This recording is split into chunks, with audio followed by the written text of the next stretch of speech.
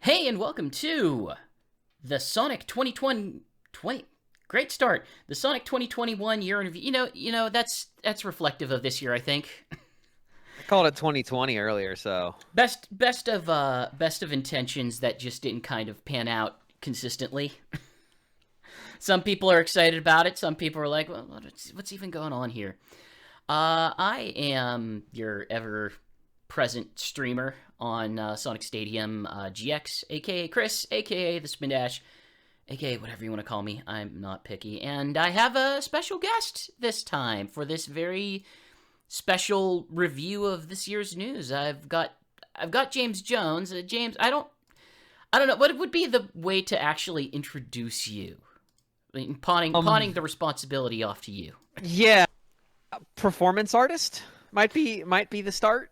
Um, business wizard.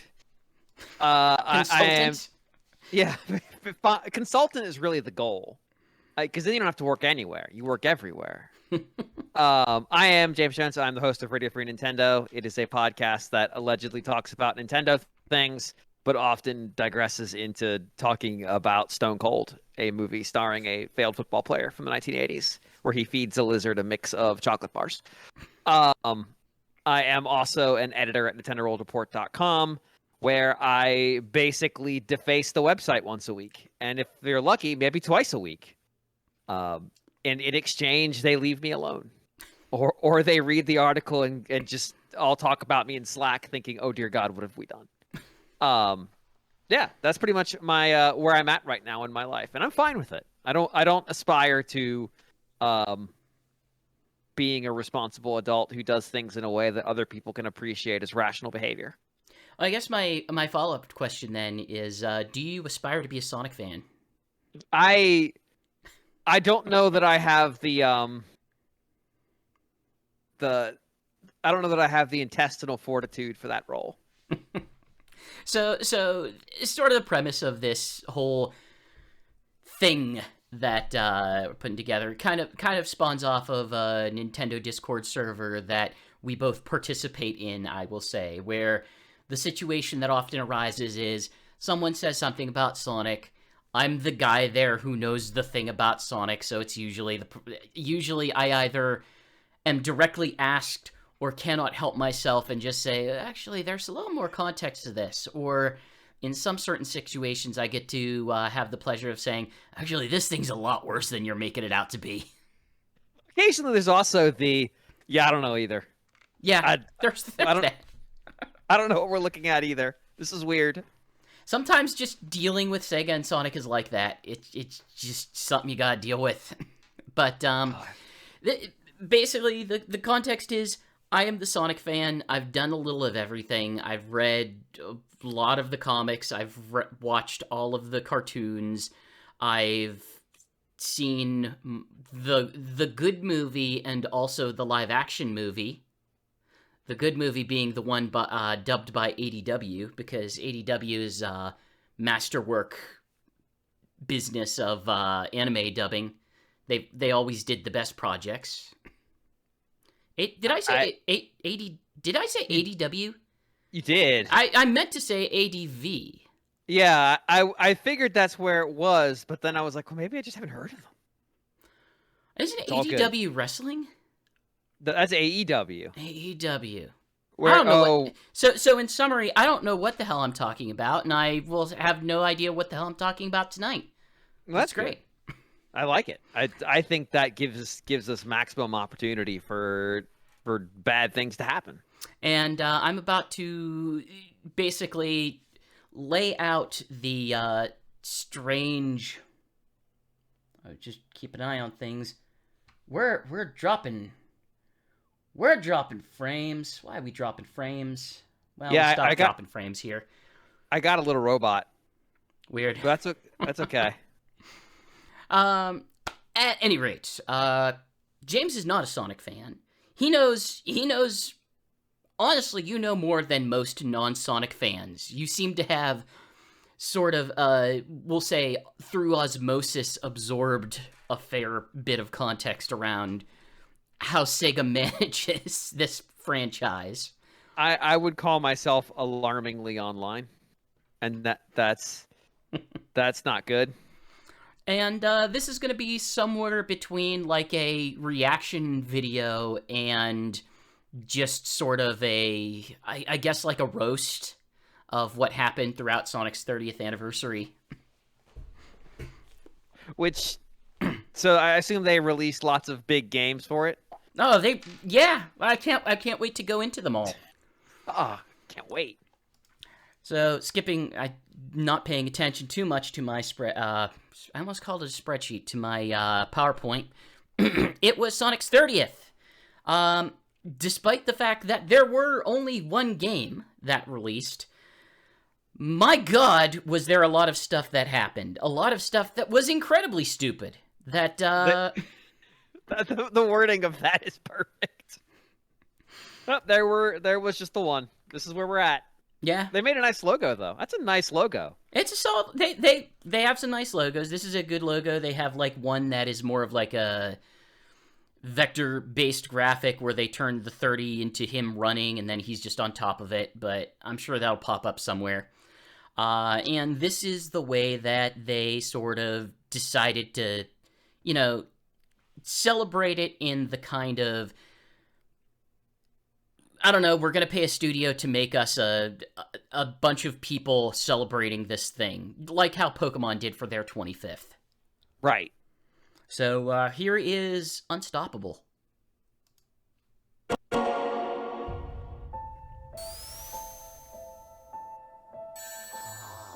Life is not a game. At least, that's what they tell us. Especially when things get tough. But sometimes we just need a little inspiration. I certainly go to going. Sonic for inspiration. And to remind us... if your shirt is winking at you... nothing can stop us. Oh, they make the digital shirts now. Oh, God. This music's a little Avengers-y. It has that tone to it. From games to comics, animation, to movies. The one cartoon we actually can show because we own it. Thank Sonic you X. for being there. Beautiful. Because we own the studio. Here's to the next 30 years.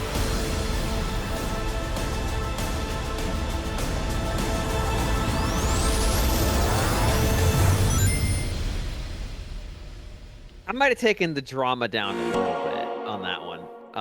Definitely would not have included the Sega eyeball. No, I mean, they need to get rid of the... It's so... Well, first off, it should be backwards, because it's a reflection, Sega. Secondly, it's really haunting, and I need you to stop. They can't. Like, what are they going to do? Bring back the one that people like, where it's just Sega and the singing sound, and then something running back and forth? What are you going to do? Make the thing that people like? That'd be fine. Or just a logo. Like... but besides it being maybe a little dramatic, I think that's a pretty good we're not promoting anything in particular. We're just promoting that we are still here kind of trailer. And you're right, it does have a lot of similarities to the Pokemon one. It's showing off all the major branches, like, hey, we make cartoons, hey, we have movies, hey, we have games, right. we do all the comics. Like, the one thing I can tell you is, once they got with IDW, they're a little bit more controlling than they ever were with Archie, but at the same time, they do a lot more, like, cross-promotional stuff than they used to do with Archie as well. Gotcha. Like, honestly, like, whenever Archie was in charge, they just didn't pay attention to it. Like, they just wouldn't follow it, and, like, whenever, the British equivalent, Sonic the Comic, was like, they weren't paying attention to anything going on there. Like, Super Sonic transformation there was just like, oh, he's just a serial killer now. It drives him literally insane. Tell me more. Maybe another time. So I wanted to, like, review quickly what they did for the 20th anniversary and the 25th. 20th anniversary, 2011. They released Sonic Generations and Sonic CD. They had that little app with that little hand-drawn Sonic as a mini game. Did a bunch of soundtrack re-releases.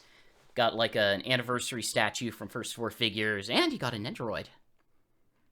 Oh, the less awful big-headed mascot figurines. I mean, make good curry. Have you ever seen the Mario ones of them? I have. They're freaking adorable and also very unsettling. Yep, that's what they go for. It's not the true horror show of like a Funko. No. They done. put effort into them. Somebody spends more than a lunch break.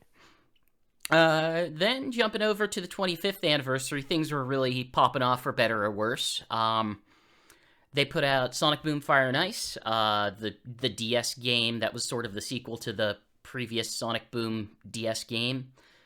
This was like after the cartoon kind of established, actually we're just comedy in this. We're primarily just comedy versus we're at least maybe trying to be slightly action, I guess. They released Sonic Mania. It was before the DLC, but the game itself did come out, and it led into Sonic Forces. So a lot of people have kind of I hear occasionally the sentiment like, what was the last good Sonic game? And I kind of want to emphasize, they actually really haven't put one out in 5 years. That's not ideal. Not really. They had the racing game from Sumo Digital. Yes, that was a while ago, though. It was a while ago. It theoretically, I don't know exactly how it works out team-wise, but Sonic Team's name is on Puyo Puyo Tetris 2, so they probably had some involvement of that. I remember a little bit about Fire and Ice because I'm pretty sure I was at the E3 they showed it at, and I want to say either the demo was terrible or the demo surprised us because it wasn't terrible. It was an okay game. It was Shattered Crystal was not. Shattered Crystal not quite as good. Like a lot of like the good stuff out of Sonic Boom Fire and Ice were like there's a bunch of stuff that you need to chain together to just continue to move forward because your characters have like a grapple and a grind and a jump and a change from hot to cold, and a lot of the time it was just like, let's have a bunch of these obstacles all together, and then you just have to figure out, okay, go from one to the other and continue on. Like Sonic Mania, yeah, I mean, is famous at this point of being the thing that people, generally speaking, universally like. Right, that's what they wanted. But like other noteworthy stuff that year were the Lego Dimensions Sonic expansion. Archie had a classic Sonic mini-series where they told like classic Sonic stories with the no green eyes or small chubby version. And hey, you got a Build-A-Bear plush. So yeah. Build-A-Bear is like the weirdest self-promotional. I mean, I know they all done it now, but it's like you get the opportunity to see the empty skin of the character you love. It's truly haunting. I've taken kids to Build-A-Bear twice, and both times walked away like, God, this is the creepiest product in the world. I have a wall of collectibles that would upset you. But are they deflated? That's the tricky part. No, they have stuff inside of them, but there many a times have I taken the carapace of a plush to the filling machine. It's just that here's a bin of empty husks. Put them together. Oh. But no, this is the 30th anniversary. Yeah, that was 5 years ago, improbably enough. Yeah, and there were some games this year. There was some game. There was some game. Oh yes, I forgot about this one. There was game.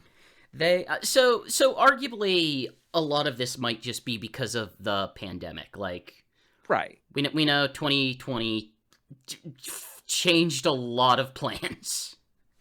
There's a good chance that they probably wanted to announce some of these games like a year earlier and then just couldn't.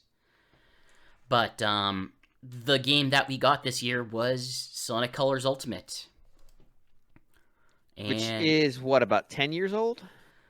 No, probably older than that. Yeah, a little bit. It was on the Wii originally. Like this so like 12 or so, somewhere in that neighborhood. Yeah, most of most of older Sonic games are available. Like, I think some of the big exceptions are like you can't really buy Sonic Heroes anymore, or Shadow, or like basically anything in the GameCube era, except The pre-digital releases era. exactly. But even in the digital releases era, the only place where you can still get Sonic Unleashed, the werewolf one, is on Xbox because it's backwards compat. All right, because the PS3 version wouldn't work on anything but the PS3. And as soon as they got to Sonic Generations, they were much more consistent in their PC releases. Gotcha. Seren in chat brings up, you can't get Sonic 06 either. That is by design. They specifically delisted that game because even they knew. We would like to bury this, please. So here's the launch trailer for Sonic Colors Ultimate if you're not familiar.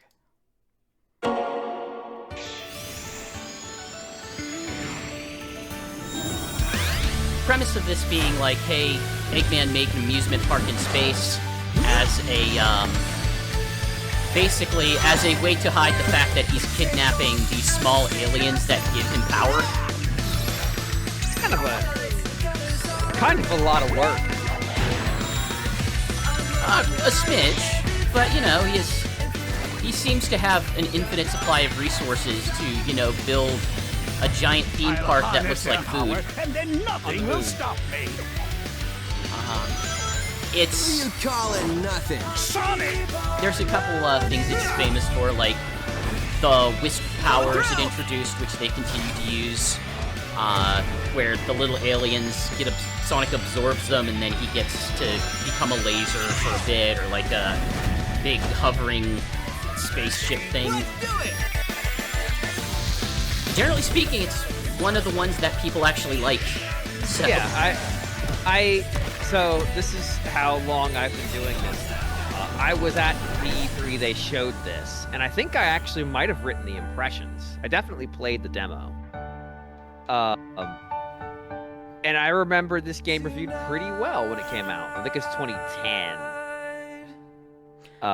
It will almost have to be if I saw it in hand. And we got Yep. movie Sonic cross promotion. We got the movie Sonic cross promotion. We got the exclusive music. We've got the game released like 2 days early because we're doing that now. Oh, I hate that. But it was kind of a weird rocky road to actually get to that game's release. Like, we found out by, hey, retailers are leaking it, because every Sonic game gets leaked. Every Sonic game just gets leaked. It just happens every time. One of the benefits was this was actually, it got dubs in new languages that previously did not have them. So it's kind of great for those regions, but also, hey, I think it's like the German dubbing company leaked it saying, hey, we're working on this thing. Hey, everybody. That's not ideal. No, but like I said, every Sonic game gets leaked anyway, so. Yeah. Officially announced in June on that Sonic Central presentation, that thing that was like a Nintendo Direct, but Sonic. Like, it used so much of the iconography of it. How much stuff did they have in that presentation? A fair bit, and it was all centered around Sonic stuff. Like, you can argue how much you might care, or how much a fan might care about the individual things, but it was the place where they announced this game officially. They announced the animated short that goes with the game. They announced like a plethora of crossovers. They announced another game, and they announced another game. It was a lot of stuff, essentially. They kind of just spray and prayed all over the whole map. Exactly. Like, okay, here's the entire franchise. Throw it all out there. And kind of the stuff that sets Ultimate apart from the original release. Like, they put in Races Against Metal Sonic. They had like a new Wisp power and put in some places to actually use it. It's like a ghost that lets you go through walls and latch on to grapple points. They remixed the entire soundtrack. Some of the songs were exclusive to that digital deluxe edition. They have they added cosmetics so that you can change Sonic's shoes, his gloves, his like little boost effects, and Following true to Smash Brothers, they do not let you at any point change Sonic's actual color. Like, they seem to be really strict on that in, I guess, the style guide. Huh. Which, if you were to tell me there was a Sonic style guide that's being adhered to, I would be surprised. I mean, they differentiate them in certain ways. Like, anytime they have the modern Sonic, he's like the bright, vibrant blue. But anytime they use classic in official art, he's always slightly muted of a color. They replaced lives with the tail save system. They kind of made it a little bit easier to get into, so that instead of having lives, you had these tails tokens, and if you just fell off the edge, it would just lose a tails token, and it would take you up to the place where you fell off of. So just a little bit easier that way for new players, which they kind of picked this game to go to after the movie came out. If you run out, does it just sort of restart the level? It takes you back to the last actual checkpoint instead of like the ledge or whatever. They also announced the Sonic Colors Rise of the Wisp short, which I won't be playing all of because it's a while, but this is like the third or fourth one of these that they've done of different games and different things. It started with a Sonic Mania short series, and then they did one for the racing game, and then they just had like a Christmas one. So this one is a little different in that it's actually voiced. And, yeah, it speaks for itself for the most part. This is just going to be a short clip. Okay.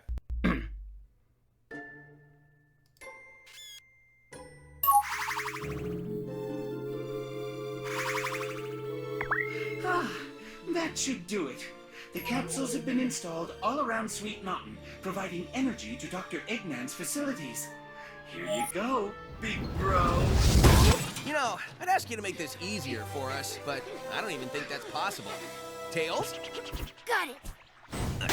How's it going, Metal? You're looking hideous as usual. The This is awful. director I know, pal. of these It's like looking into is the Tyson world's Hess, ugliest mirror.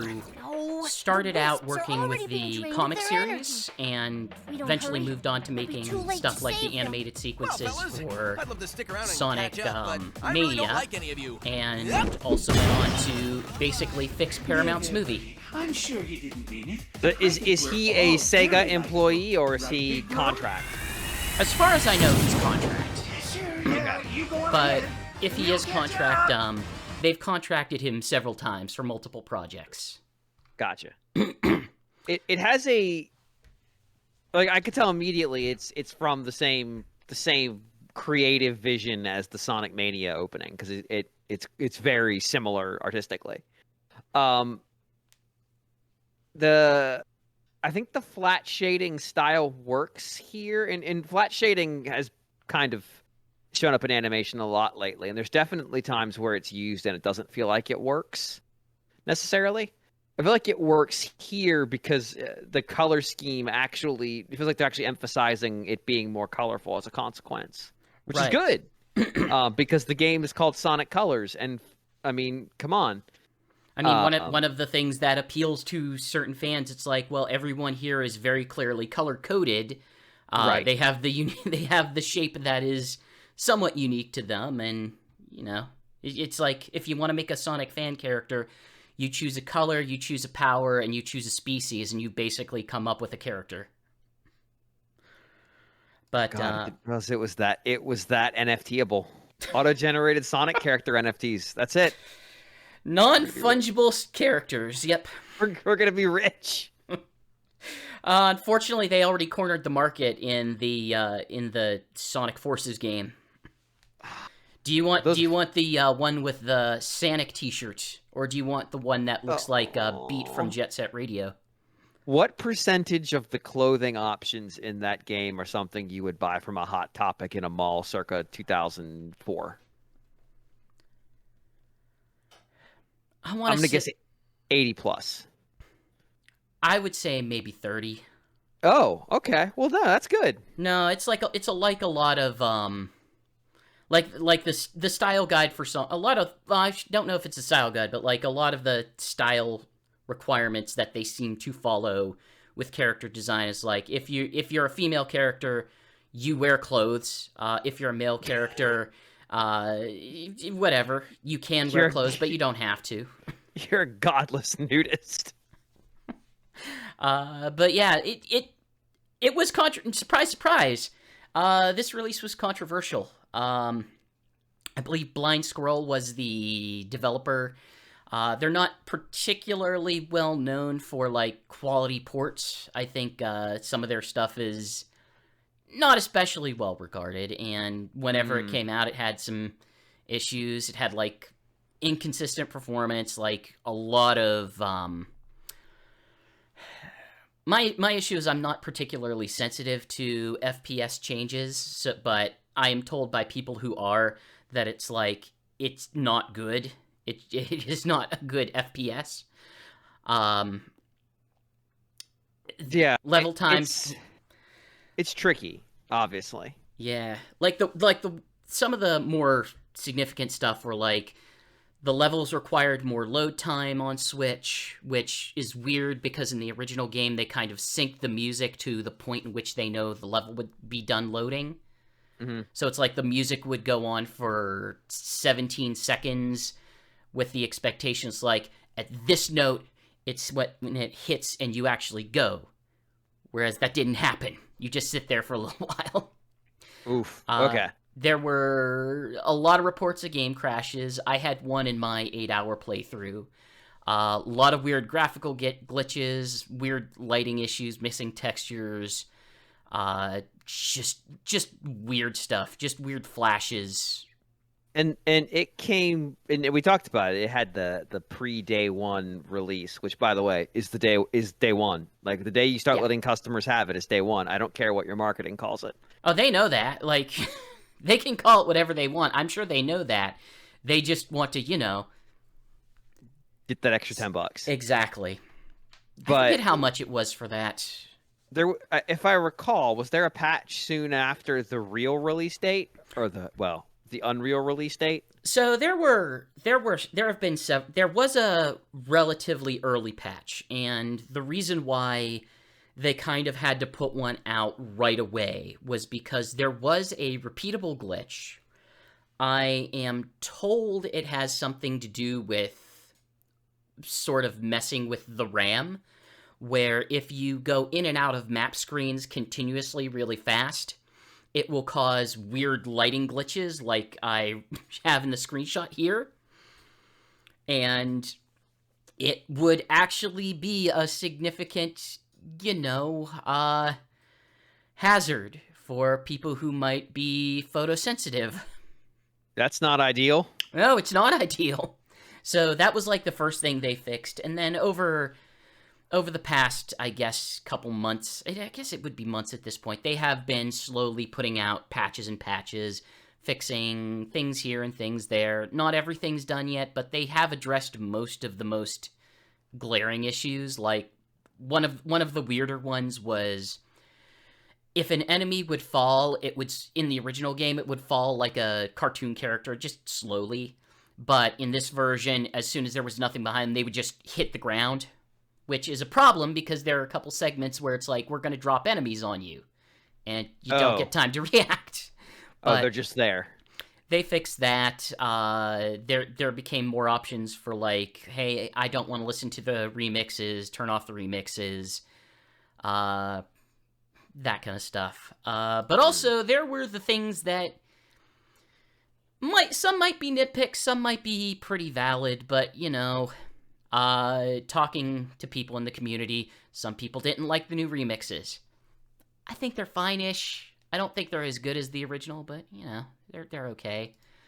Some people did not like the new lighting because as soon as a remake or remaster comes out, everyone has to compare, like, how bright is it to the other one? Some people didn't like the tail save system, which was mandatory. It was like, this easy game's too easy now. Some people didn't like that the PC version was Epic Timed exclusive, because a lot of people don't like that. Get that cash. And it had one of Sega's Get It Early Special Edition launches, of course. And also, in spite of what Seren said about not crediting the engine, The credits themselves are very long. Why are they 30 minutes long? I don't know. It's like,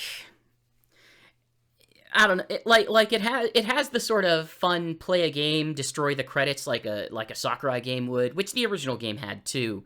But they added so many more credits, and it wasn't sped up at all. So it's like, oh, it just keeps going. Before some patches, like the music would just end and the credits would still keep going because they ran out of music. Now they just extended it for more music after some patches. Oh boy. So I would say, hey, people who are interested in this game, after all these patches, you're probably okay. If you're not too FPS sensitive, I hear that the higher power console versions are getting better at this game. It might be something I'd recommend if like you haven't played it before.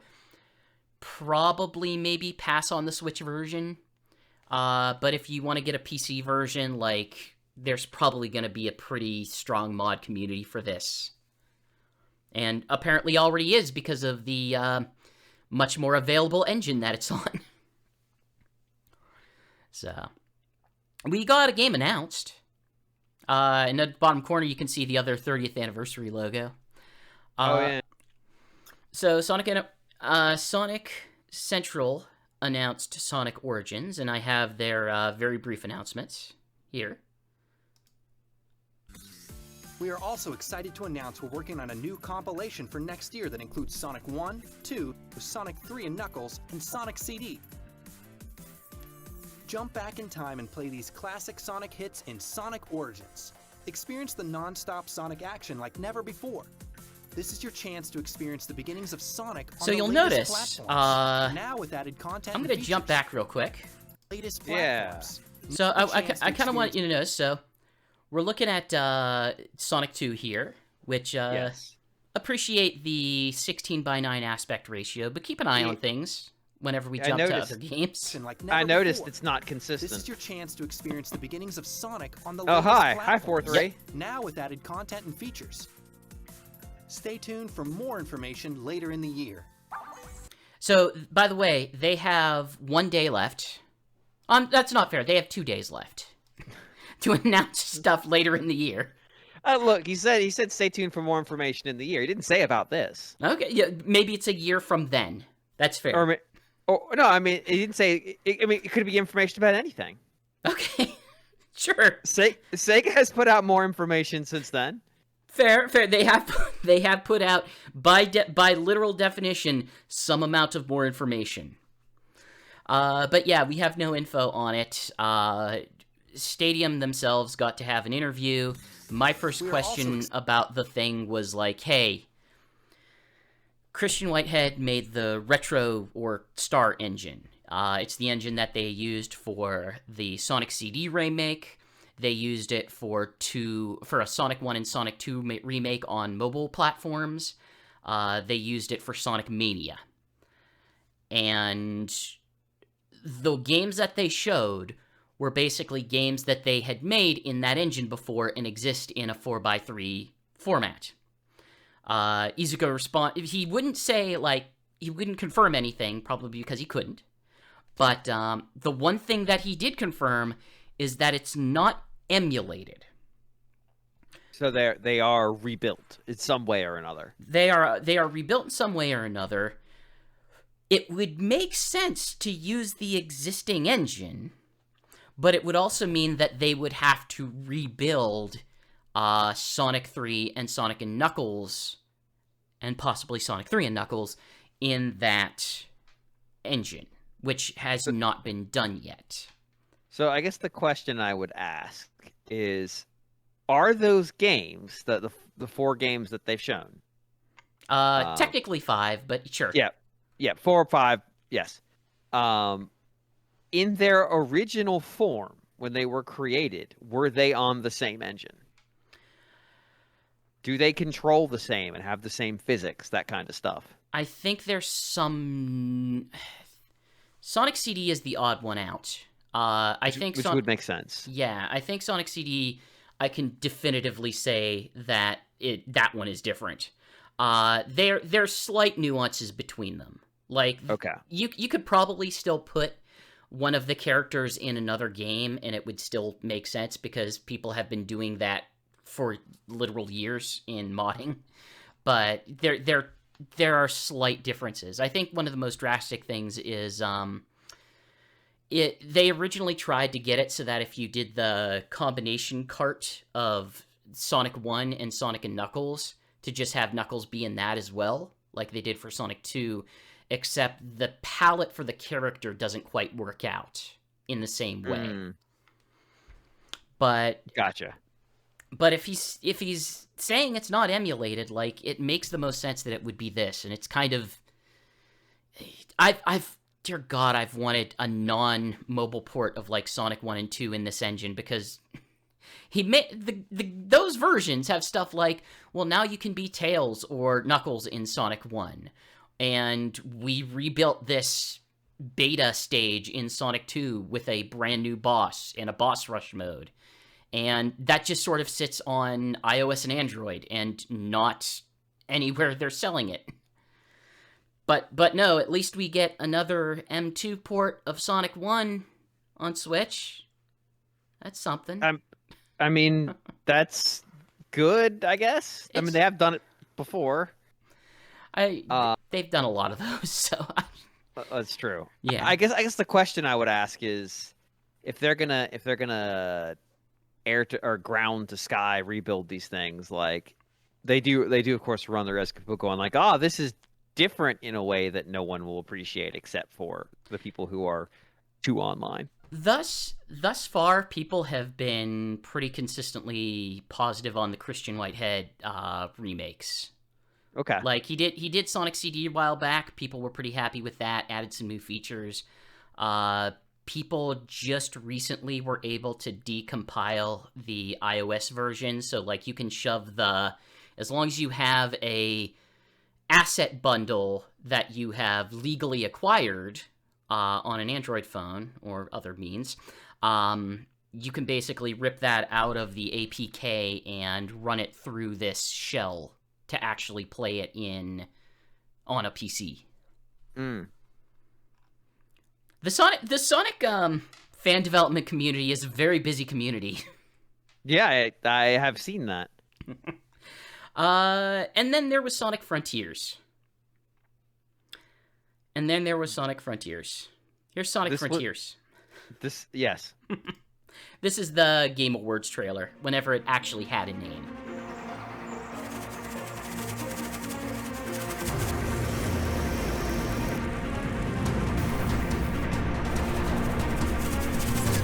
Over here.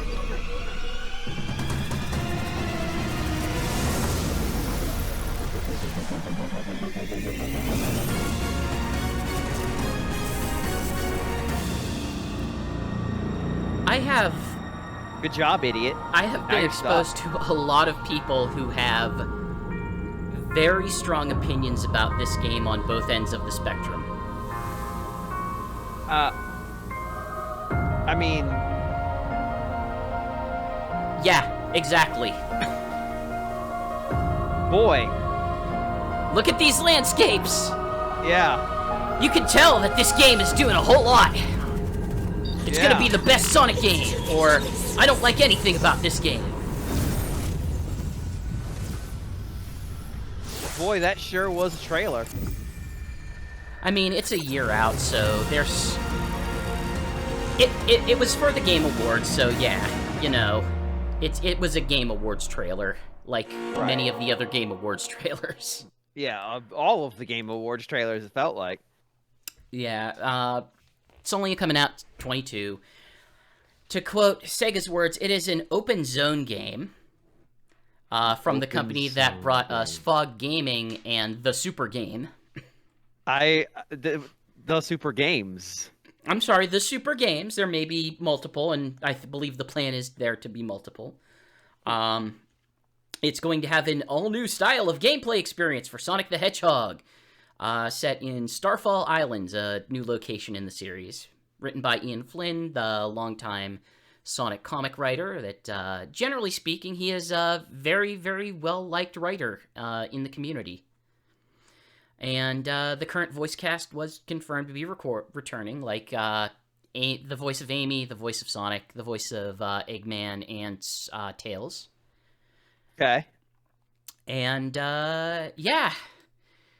Here's how we got here. Uh-oh. Let's start in 2019 over in 4chan. Oh, good. Yeah. Always where you want to start your conversation. So in 2019, someone was basically posting, hey, I was in this online survey, and it had a bunch of different game concepts that they were asking me about. One of which was like Mario Odyssey 2, and the other one was a new Sonic game set in Starfall Islands. So in 2019, someone used that phrase. Yes. Okay. And I would imagine like Super Mario Odyssey 2 is a red herring. Like that seems like the thing that Nintendo would need to ask a survey about. Hey, do you guys want a sequel to this game that sold 20 million units? You do? Cool. What if Luigi was in it? I think is like an actual question. Yeah, So- that is the we are asking to get a baseline about other games in the space. Exactly. Nintendo doesn't need to, generally speaking. They might need to for certain games, but they're not going to need to for Mario.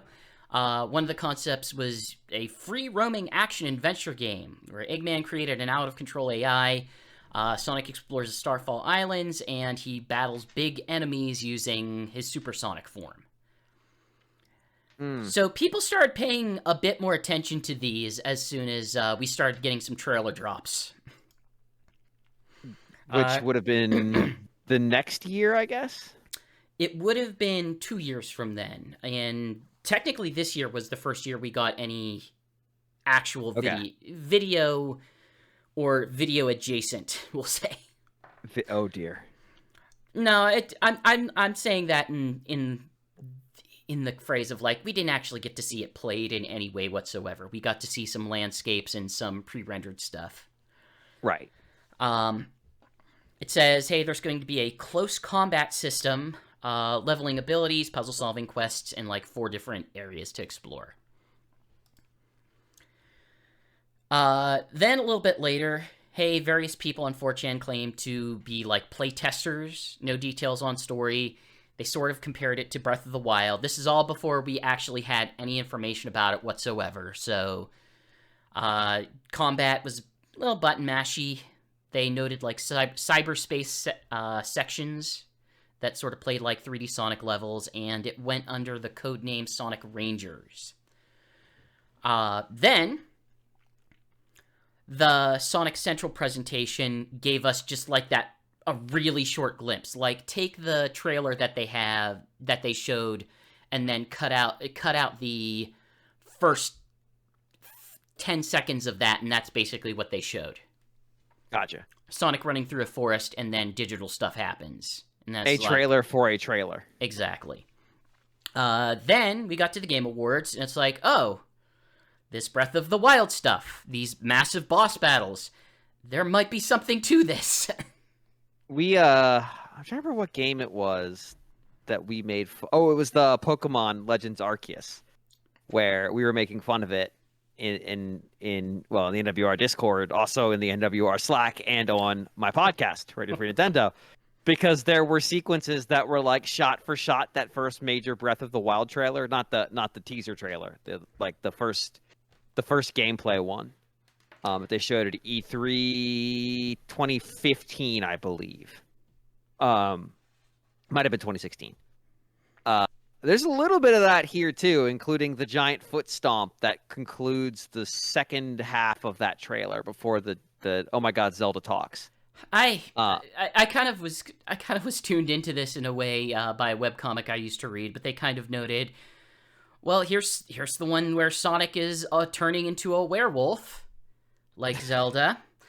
Here's the one where Sonic is running on these circular planetoids, like Mario. Look where we are now. I'm not so much there as Nah. it is like that trailer hit really hard. Yeah. And I just wonder if trailer editors now, like, they just have that as they've got like 20 trailers that have hit super hard as their YouTube vibes list. And maybe they just spend a little too much time looking at their YouTube vibe list. It's like their Pinterest wall for their wedding, and they're like, ha ha ha. I look at this and think, this was not, like, this didn't target Sonic fans because it was at the Game Awards. This targeted people who were not Sonic fans, and it had one message to deliver, and the only message it was interested in delivering is, this is open world Sonic. And it did it using the language that Breath of the Wild established in saying, this is how we show our open world. Right. And they did it in the Nintendo way of, no, we're not going to use the phrase that you're used to using. We're going to call it something else. I can't remember what the term they used for Breath of the Wild was, but it wasn't open world. It was some other dumb nonsense Nintendo I'm going to have to phrase. look back and try to figure that out because I don't remember that at all. Yeah, they did. They do. I mean, these are the people who gave us communication game as a genre. Like, they have no respect for language. It could be worse. We could be dealing with transfarring. Oh yes. So let me introduce you to the cast of characters that we'll be dealing with in our next segment called the cast drama. You'll probably be familiar with at least some of these names because like these are people who are all over modern game voice acting and like second tier, some first tier anime. Yeah, like Colleen O'Shaughnessy is a regular appearance in the other voices category of large anime productions. She has a lot of other voices. She's also Sora from Digimon, Ino from Naruto. She was Danny Phantom's sister, and Genis from Tales of Symphonia. God. I know, That's a right? long time ago. It was a long time ago. Roger Craig Smith, like his most famous stuff other than Sonic is Ezio from Assassin's Creed. He's also some incarnations of Chris Redfield, and he's Captain America on some of the Disney XD Avengers cartoons. I can see that. Like he pretty much. He gets around. Like I will go on record and say I think he's the best. He's the best voice actor that Sonic has had because he's a voice actor. Yeah, that's one of those things that I've kind of struggled with as we've seen the migration of actual actors, like screen actors, into voice acting roles where they didn't used to show up except in like Pixar films. Yeah. Is that it's a different skill set, and there are definitely good live action actors who are not good behind the microphone. Mm-hmm. Or they're not value above replacement good, if that makes sense, to borrow a sports term. Like the cost differential between hiring a voice actor versus hiring Chris frickin' Pratt. Especially whenever you hire Cindy Robinson, who, you know, she's done a lot of voices across the Persona series and the Fire Emblem series, but you've probably also had her in the studio because she voiced O, the irritating yellow character that says P in Puyo Puyo Tetris. I don't know what you're talking about. I think I had to throw that in. I think the romantic intrigue between P and I can't remember what the Tetris O and Carbuncle between P and no, he doesn't say Puyo. He says Poo. Yeah, I think the romantic tension between those two in the unfathomable number of scenes that were just them Pokemon noising at each other. I'll send you my fanfic later. This is just a quote back and forth. Yep. It's very easy. It was a lot of Control-C, Control-V. Those two games' story modes are truly a wonder. Not a positive event, but a wonder. Like, I wonder why. Consistently. Why did I even dub these? What was the point? Because they had the Persona cast in the studio. It's like, why not? Here's your script. Oh, God. Mike Pollock is actually the last remaining person from the 4Kids cast, and quite honestly, like, he probably was the best person to actually keep on. He's their current Dr. Eggman, and while, like, the voice wasn't great back in the 4Kids days, a lot of that was in the writing, and these days they have actually kind of realized, you know what, Dr. Eggman can be a funny character, and now they write him to be a funny character that is kind of a bit more emotionally charged, we'll say. Yeah, I mean, he should be a cartoon character. He's Like- good at what he does.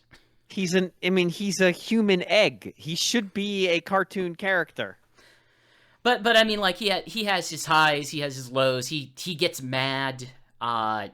He is very egotistical. He gets delighted, and Mike Pollock kind of knows how to quickly swap between each of these states, especially like nowadays when they also figured out the thing that the cartoons knew for decades, which was like, this character works better when he has, like, lackeys underneath him that he can berate and bounce stuff off of. And they eventually did that for the games. Then we have the two writers, Ken Pontac and Warren Graff.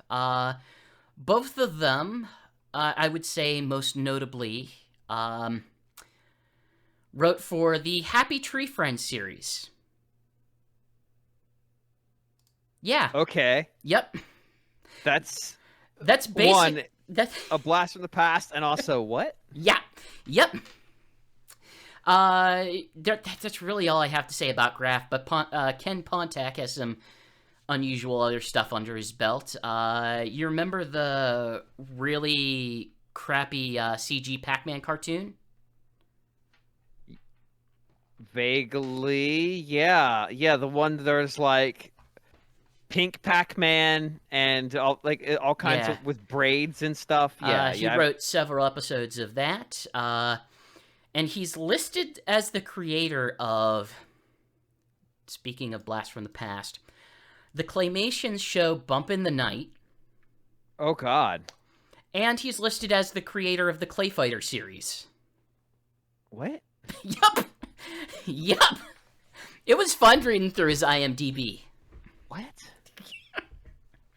The only issue is, like, the problem with so Ken Pontac and Warren Graff started writing for the series, I believe, as early as Sonic Colors. They might have been one earlier than that, but that was like the big first main one. And since then, a lot of the issues I have with sort of their comedy style in it, and I don't have an issue with, like, them trying to tell funny Sonic stories. They can't land a joke. Like, the jokes just don't know when to stop, and it gets and you know that sometimes a joke can get awkward and then is funny, but no, it's just awkward. And Right. it's not all their fault, because for at least some of the games they were just the translators. But for the one game that they did write, Sonic Lost World, like, it doesn't get significantly better just because they had more creative power in it. Gotcha. So now that we have the stage set, let's jump to January. Yeah. In January, Roger Craig Smith announced he's leaving the role of Sonic on Twitter. People were upset, kind of sad. Some people who are very weird, who really like the 4Kids actor, or the guy who did it in Sonic Adventure, were like, well, maybe they can be them again, or something. Leaving or dismissed? Or is it not clear at that moment? As far as we know, he left by his own decision. Okay. People started poking around Pontac and Graff's LinkedIn notes. They said, hey, we're no longer working for Sega of America as of 2019. Or either no longer working or employees or something. They're just no longer associated. I have no other further context from that. Right. Then February happened. Robinson, voice of Amy, announced she's leaving the role. Ryan Drummond indicated that, hey, my agent talked to Sega about the new vacant role of Sonic. People asked Ben Schwartz, and Ben Schwartz said, nobody asked me. Like, Ben Schwartz doesn't have time, and he'd be too expensive. Yeah, it's the second part more than the first part, I bet. Yeah. Shaughnessy and Pollock confirmed, hey, we're staying on as far as they know. And the Netflix series Sonic Prime was announced. Oh, It was right. I produced in remember a this. Canadian studio, WildBrain. Maybe you know this better than I, but I've always heard conflicting things. If you're a Canadian studio, do you have to hire Canadian voice actors? I think there is a percentage. Well, so the Canadian Okay. media laws usually cover what they air, so probably not. But I would imagine it would be easier. Although now I'm not so sure because Streaming might also complicate that. yeah, well, because they've been recording a lot of stuff from their homes for the last year and a half, so that might not be as big of a deal. I'm pretty sure Stephen Bloom's done a lot of stuff with one of those. With I can't remember the name of the Canadian studio that does dubbing, and he's not Canadian, but it's probably easier to hire Canadian voice actors. Yeah, a lot of people were basically pounding the idea that, like, well, they can only hire Canadian voice actors, so anybody in here is going to be Canadian, and they're just going to, like, replace the cast with whoever the cast is for Sonic Prime. So that kind of went on for a little bit. No, I don't think that's accurate. Probably not. I don't know. I don't know well enough to say something confidently, but it sounds suspect at least. May happened. As it tends to do. Things got weird because Smith announced he's coming back to the role. So that was a contract negotiation. It sounds very much like it was something like that. It was. This was. I have a story for this one. I got to piss off Roger Craig Smith for a weekend on the 4th of July. Nice, congratulations. Because in July, someone sent a news tip in that was a video of the Monkey Ball voice actor who was basically just doing a YouTube Q&A, and he described Smith's return as like, oh, he's come back for one last job. So I admittedly should have followed up with on a Twitter, but it was 11 o'clock at night and I wasn't thinking straight, and so I reported, rumor, Monkey Ball announcer, is Sonic Colors Ultimate Smith's last thing? And then I said, Monkey Ball announcer said this, and no, he pushed back after that because a lot of people on Twitter bugged him and was like, are you leaving again? Oh boy. So I got to tick people off. It was great. Cool. It's fun. It's fun. It's fun to do. It's fun when you find out. It sometimes is afterwards. fun. I didn't feel good about possibly ruining his 4th of July weekend. No, that's not ideal. I didn't want a sick Sonic fan. Like you can have fun pissing people off, but you kind of don't want to sick Sonic fans on people. Yeah, and you don't want to piss off somebody who's literally got nothing to do with why they're getting pissed off. Like, yeah, this kind of I'm out, I'm back thing. It was is very weird. It very much feels like a contract ended, and agent and company came into the room with different numbers of what the next contract should be that were so wildly out of sync with one another that, all right, there's really not anything to negotiate about. This isn't happening. Thing is, like, Smith was there for a while. The two games that he premiered, or the two things that he started the role with, were the Connect racing game. Oh God. And Wreck-It Ralph. Oh jeez. So that gives you some context for like how he's been around. I also remember the Connect racing game and watching someone almost die. That was cool. Is there any other way to play that game? Well, I'm going to recommend not playing it in a plexiglass booth that doesn't have any ventilation. No, you have to play it in a completely white warehouse so that your Connect can recognize you. Oh my God. It was bad. It was just people being jammed into phone booths on the E3 show floor being told to run as frantically as they can. In December, Sega has these periodic live streams called Sonic Official on YouTube, and they just confirmed, hey, all the four main people are back: Smith, O'Shaughnessy, Robinson, and Pollock. So for like a year, we were like, well, everything's changing, and then half of the year was like, well, I guess Sonic's back, and then Robinson came back too. So it's like, okay, Glad we went through all this. Yep. Yeah, that sounds like a bunch of contracts came up. Yeah, but hey, like we knew O'Shaughnessy was staying on, and hey, she's also voicing Tails in the Sonic 2 movie. Yeah, and it actually would make a lot of sense because she's probably on a more involved contract because she does so much other stuff for their Atlas brand. Yeah, and so it would make sense. It's kind of like the other rumor for the longest time was if Roger Craig Smith was leaving, that the replacement would have just been coming from the Persona series. Right. And so they probably, her contract probably wasn't at risk of being up, and theirs probably was, and they said, okay, let's reevaluate if we want to keep going. And that reevaluation took longer than the contract they had on the books. Like, this stuff happens sometimes. I've seen it in other media. Where I've seen it happen most hilariously is like, honestly, like professional wrestling, where someone's contract runs out and they're like, oh shit, we didn't finish the story. Uh-oh. What do we do? Well, they died going back to their home planet. And it's just like, it's over. Bye. You'll get that. Or you'll get it, they'll be revoiced for like one episode while they're negotiating and then come back the next episode. Oh, yeah. Sonic Prime was announced this year. We have no trailer or anything. We just know it's being developed by Man of Action and Wild Brain, which, like, Man of Action is always a roll of the dice on what kind of quality you'll get out of them, and Wild Brain absolutely is as well. Great. So one of them's in a producer role, right? And one of them's in an actual development? Man of Action typically is a group of writers. Gotcha. So I believe they're, like, handling the story stuff, but the reality is, like, it's probably going to be half and half, or, like, part of it and part of it.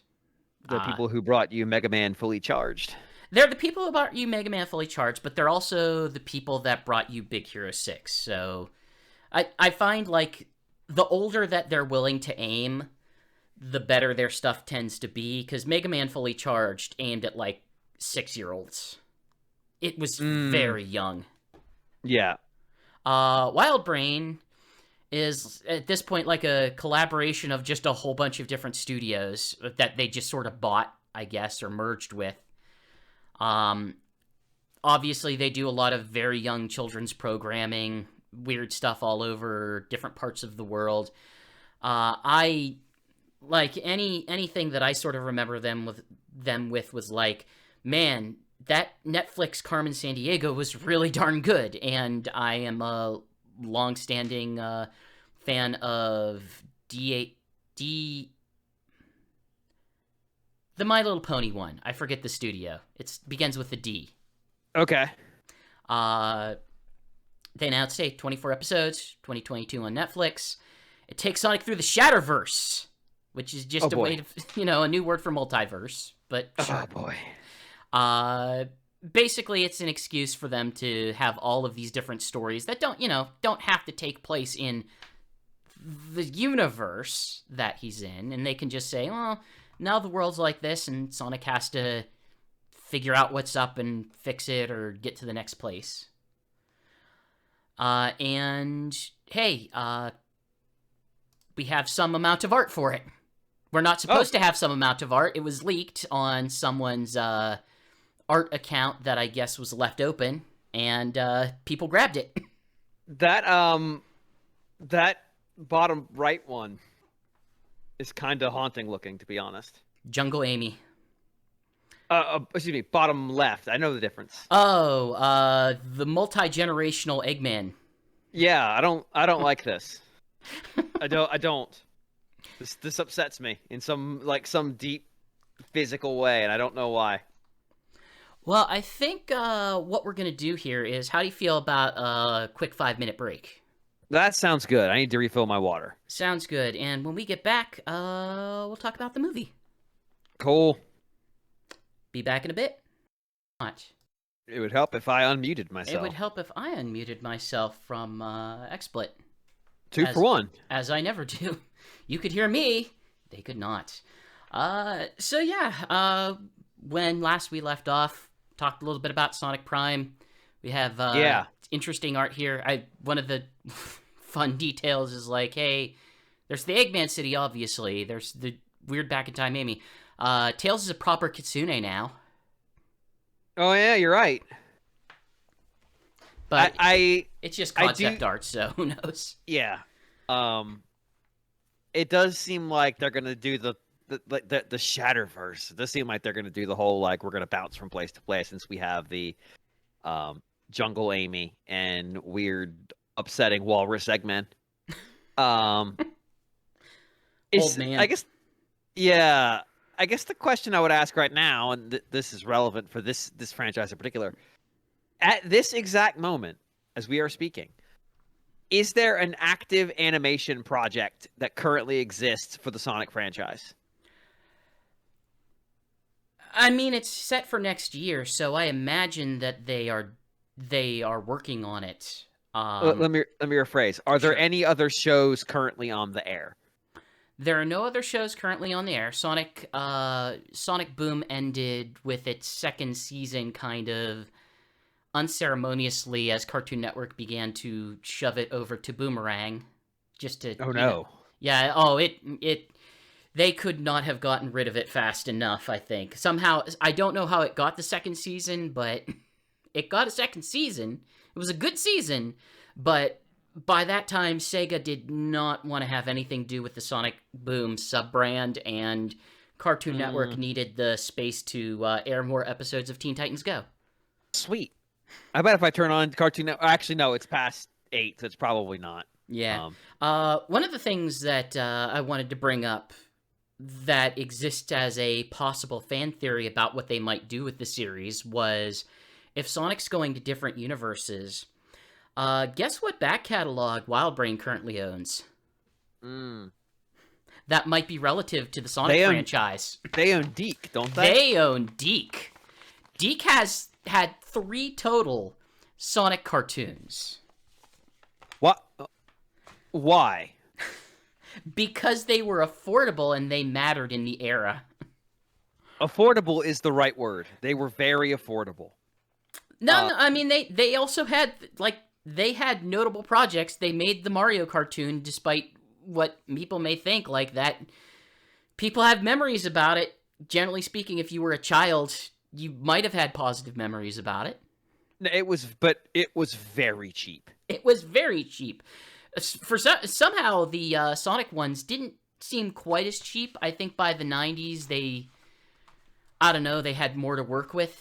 It wasn't perfect, but it was better than the 80s stuff, I guess, coming from their studios. But yeah, it's people sort of wonder if, like, hey, is there going to be the episode where he goes to the world of Sonic Saturday Morning, or the weird cartoony adventures of Sonic the Hedgehog, or, God forbid, the world of Sonic Underground? All right, can you give a neophyte here so I remember growing up, and I'm pretty sure USA Network had the rights to the shows. Christ almighty, please. I will explain Sonic Underground if you need it, but dear God. No, I'm just trying to get in my head. How many shows were there at any I know there were at least 2 going at one point in my childhood, because they felt very extraordinary dissonance between, I would say, like, here's a Sonic cartoon that looks like it was drawn by 2 art students and let's say C+ art students. I would describe that one as like one step beneath Rocker's Modern Life, and also sometimes going for the same style of humor occasionally. Yeah, it felt like it was. I've seen this posted online where it's just like images from the Sonic joke book, and the jokes are just not good. I mean, if you were writing the joke book for anything, it's like none of the ones are going to be good. No, that was just merch that they could put anything on. that felt like where that series was. So, and then there was another one that didn't. So to lay that out, I believe it was 1992, if I remember my years correctly. Basically, in the same year, they released Sonic Saturday Morning. It was just called Sonic the Hedgehog. People have dubbed it Sonic Sat-Am or Saturday Morning because of the fact that that was the one that they aired on Saturday mornings. It lasted, I think, a season.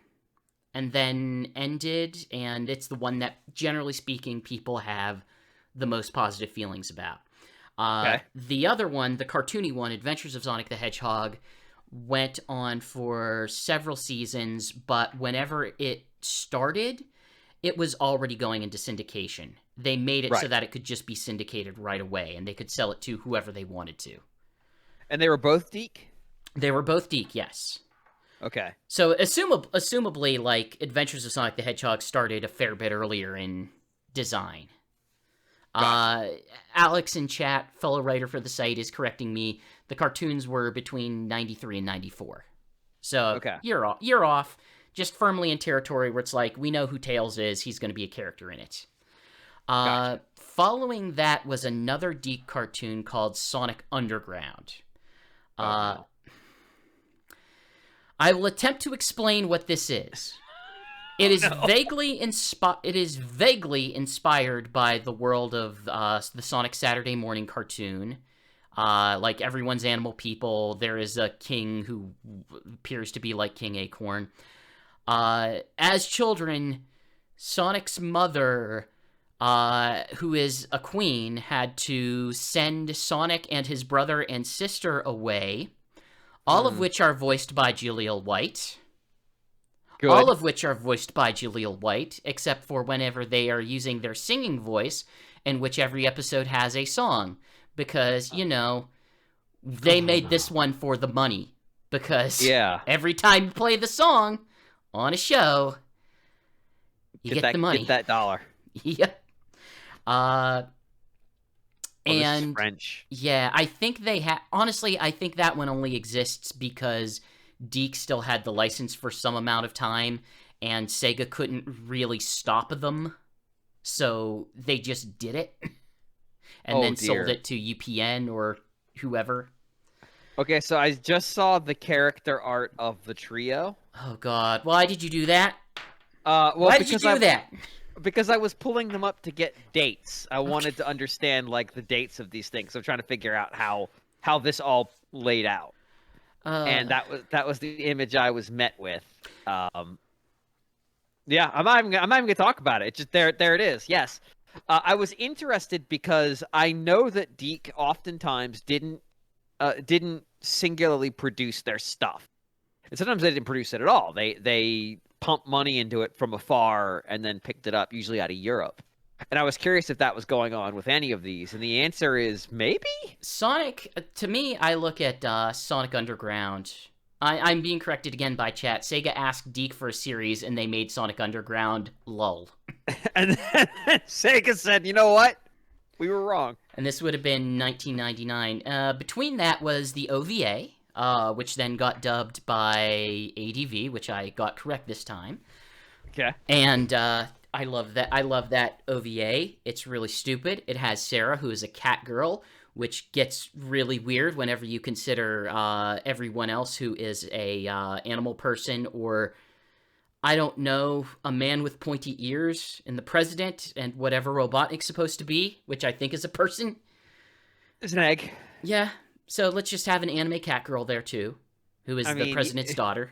It's an OVA. There needs to be an anime cat girl. I'm sorry, I don't make the rules. Fair enough. In our previous discussions of OVA, I suppose that is true. It just needs to be there. It's just that's what it's for. Then there was Sonic X, which made, I'll say heavy air quotes, in-house because Sega owns TMS, and that's who made it. And then there was nothing for quite a while. It kind of went into hibernation until they finally had Sonic Boom, kind of launching as this multimedia push of like, hey, we got this new developer in who's going to make the game for us. We're going to have the cartoons to go with it.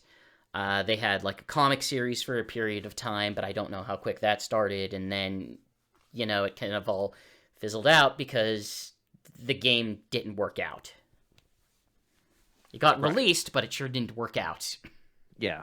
And that takes us to the Paramount Sonic movie, I guess.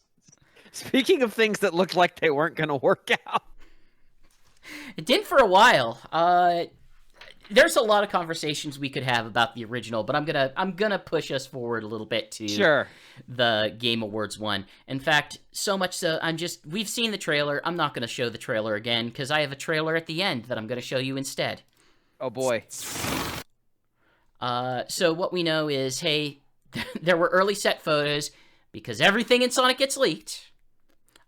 Basically, someone who I forget where they were filming. It's usually one of the cities where it's like tax break filming stuff. Right. Montreal, Toronto. Yeah. And Atlanta. someone who I guess just goes around and takes photos of those things to post them online to Patreon or something. Snagged a picture of actors acting alongside Sonic, Tails, and Knuckles statues. So people kind of knew, oh, I guess Knuckles in this. Then I'm reminded of how they did, of all things, friggin' Jar Jar, because that was one of the first like acting against a CG character, and they just hung two fake eyeballs from strings. I mean, that's all he is. Let's be real. He's and that, and he's racism. He's just those two things. The reason the only thing they were worried about is because he's so tall. They needed the actors to make eye contact with him at the right height. And so they're just like, well, what if we just hang up from a string? They announced Idris Elba in August. In an interview, he was sort of asked, like, how does Knuckles compare to his film roles? And he said he was not going for sexy with his performance. And the internet decided to disagree. I don't know. Personally, that's one of the few things it's like, I think it's funny. I'm gonna go ahead and just say, like, hey, echidna isn't sexy. Don't. Because there's some really horrifying facts about echidnas you don't want to talk about. Oh, there's a lot of horrifying facts about echidnas. They're actually God's mistake. So let's not go there.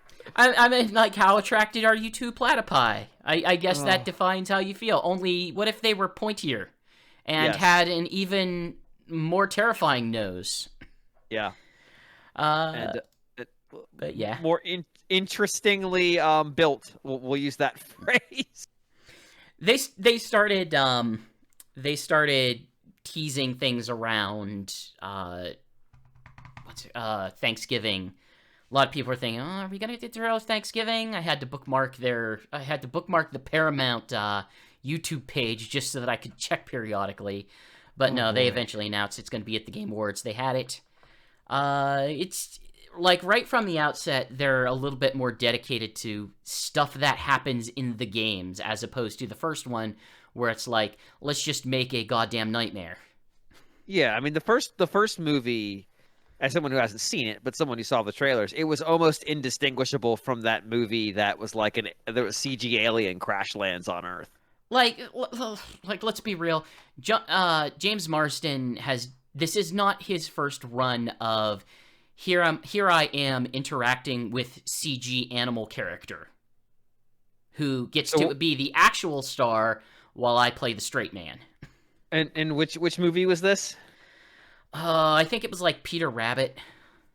Oh God, there might have been right. Something else. He did do that. Oh.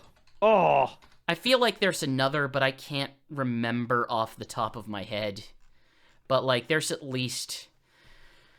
Was it like Rocky and Bullwinkle or something? I could be wrong. I could be wrong. I've seen that movie before when I was trapped in a hotel room, of all places.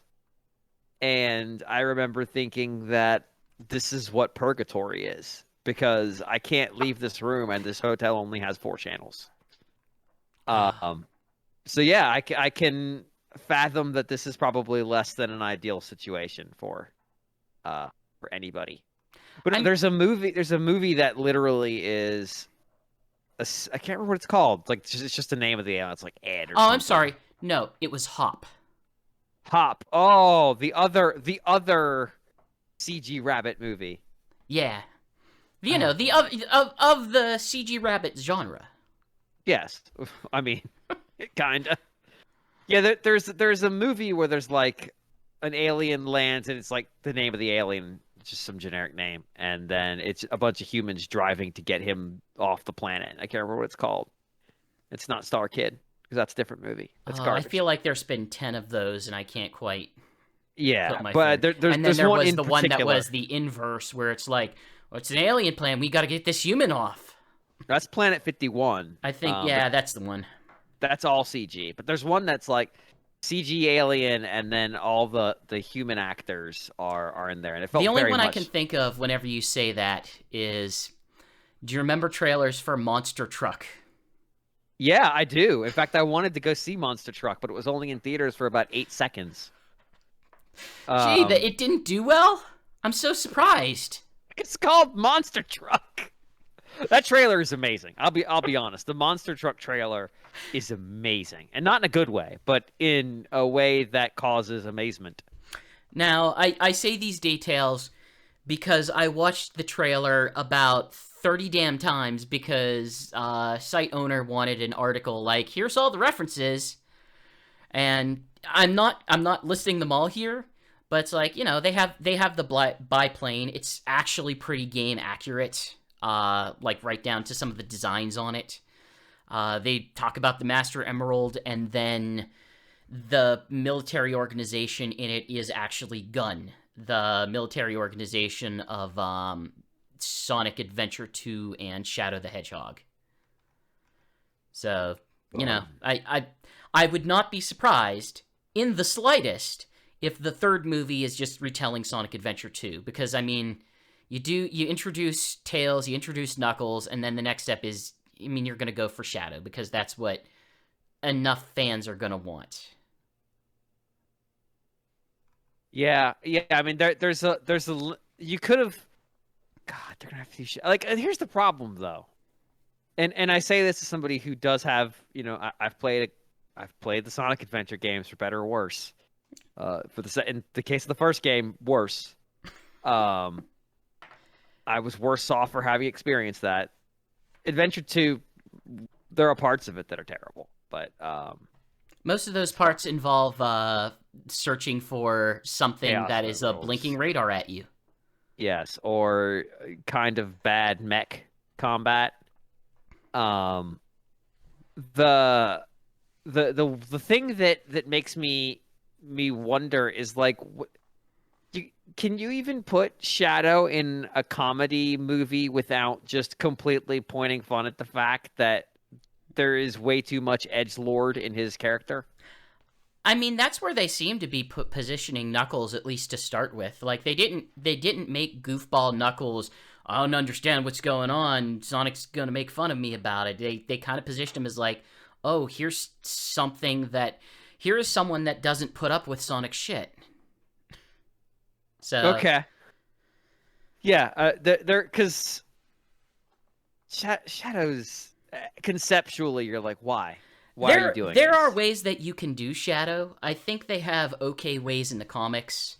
I know there was a very self-aware episode of the Sonic Boom cartoon, which I mean is already self-aware in itself, but it was just an episode of Dr. Eggman like fanboy freaking out. It's like, he's like the second most popular character in the franchise, and then throwing this stupid supervillain planning session where Shadow just stood there looking angry while they tried to play party games. So There you go. there's ways, I guess. Yeah. I mean, at the very least, it sounds like Paramount is a bit more willing to not listen to Sega's notes in a way that the comics kind of have to. Yeah, I mean, it helps when you're the senior partner in the arrangement. Yeah. This is the trailer that just most recently came out. After It's all upsetting. these years, I discovered the source of ultimate power.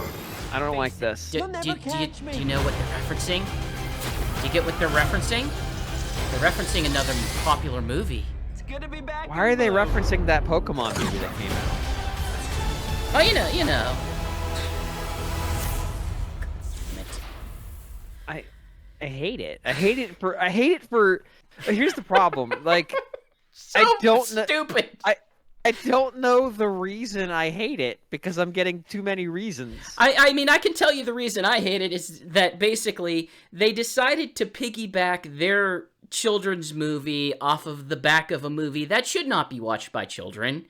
And, you know, it's just chasing whatever's popular. It is, which is something that this franchise has been accused of in the past. You don't say! But I don't believe that at all. Here's the thing.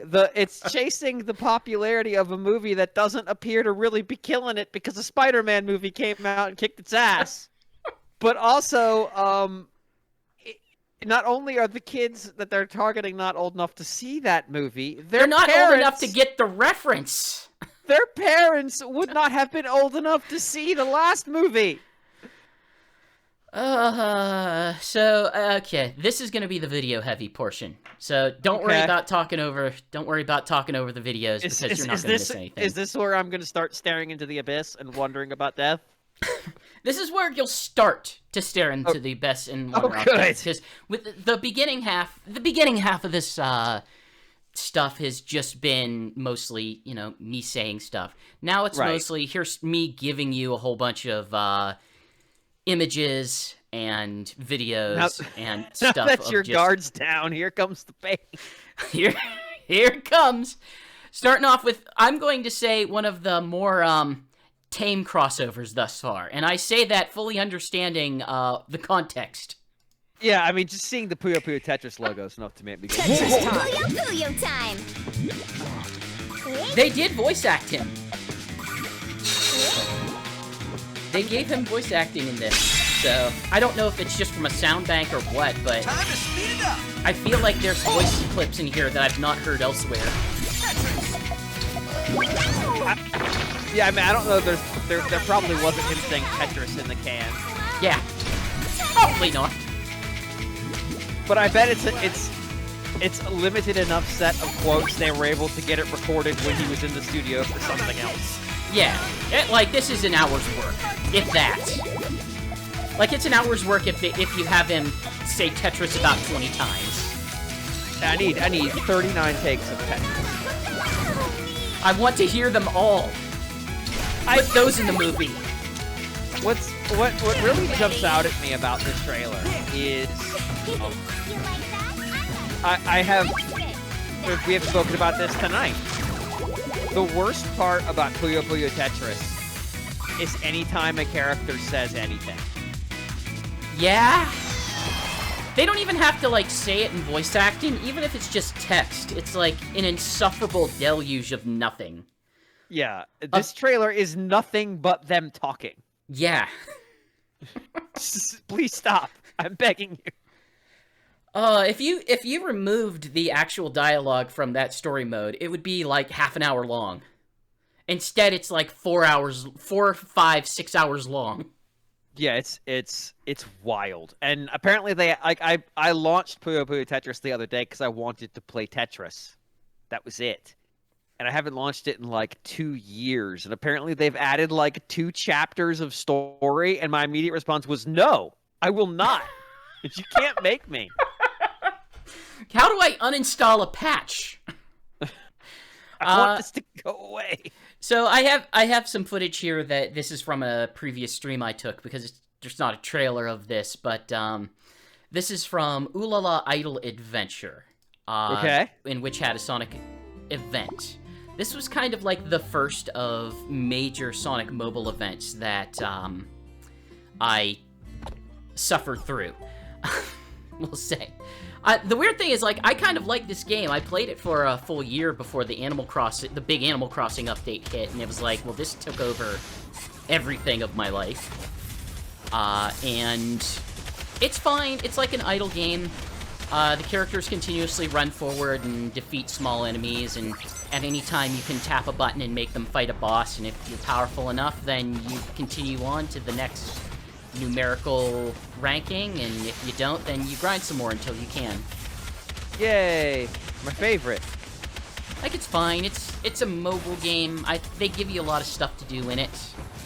It's like you can do these daily things, and you can do these daily things, and this is like just hey, you're helping Sonic defeat Dr. Eggman, and you get some stuff out of it.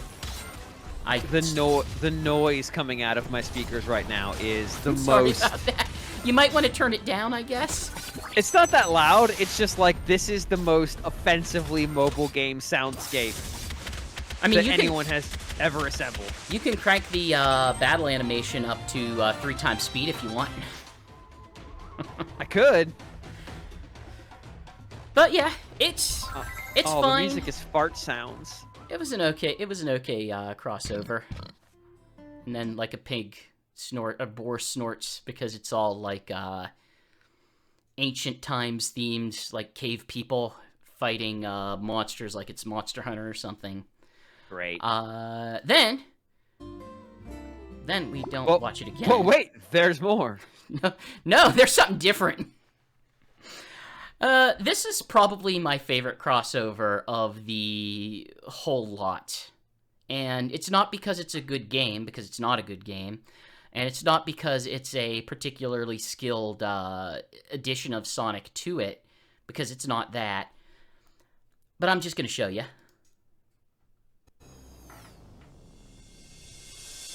Guess who's competing at the Olympic Games this year? No It's one. None other than the blue blur, Sonic the Hedgehog. What? Dress as No. your avatar as Oh. Sonic and compete in Oh, 18 no. fun-filled Olympic events. Oh, God. Go for the gold, your style, in basketball, tennis. No. This was the non-Sonic and Mario Olympic Games that they released on the other platforms. And they also released it on Switch. And I don't like this. Platforms June 22nd and is available for This is very bad. The problem is I don't want Sonic crossovers. I want crossovers of someone in the Sonic mascot suit. Someone should go to jail. Forever. Like there shouldn't be mercy for this person. This should be like, you've been sentenced to jail for how long? We'll figure it out later. They need Just go to jail now. They can, but they need the Nobel Peace Prize while they're in there. It's like we just need you in there. I don't know how long you need to stay, but long enough to stop you from doing this. Oh my God! Why? There are so many mods for Sonic games that are like we replaced the character model with this other character that isn't in the game, whether it be like a Sonic character or something else. I want all of the mods that put mascot suit Sonic in every one of those games. I mean, sure, like there's the relatively infamous Bubsy one where they actually implemented fall damage, which is just an absolutely sick and perverse thing to do in a video game, in a Sonic game of all things. But like, your brain's got to be broken to go, what if you had fall damage in Sonic? That'd be really fun, wouldn't it? Well, if you're having fall damage, you probably have to go to the hospital. No!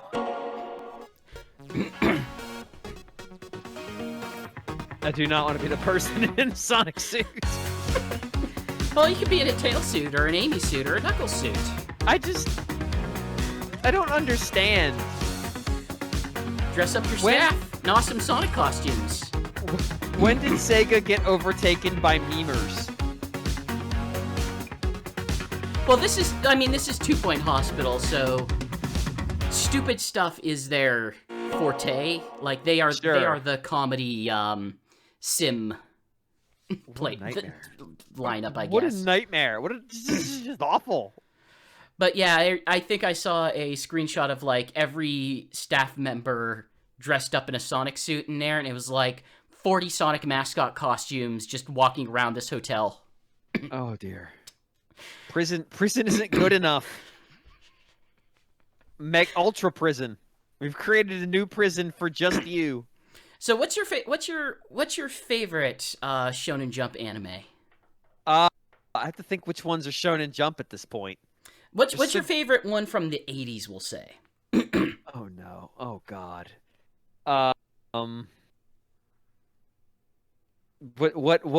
What series are you about to destroy? Because don't worry, I'm not going to perform any sacrilege. This anime doesn't have any dignity. Well, that's good. Hold on. It's weird. This is just gameplay that I took. Oh boy.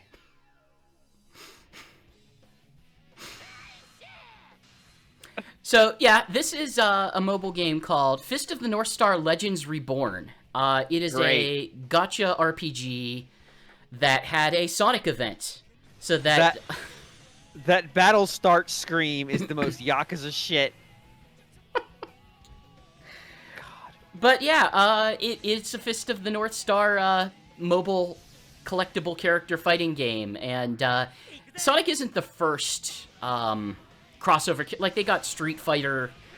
They got, like, some other anime.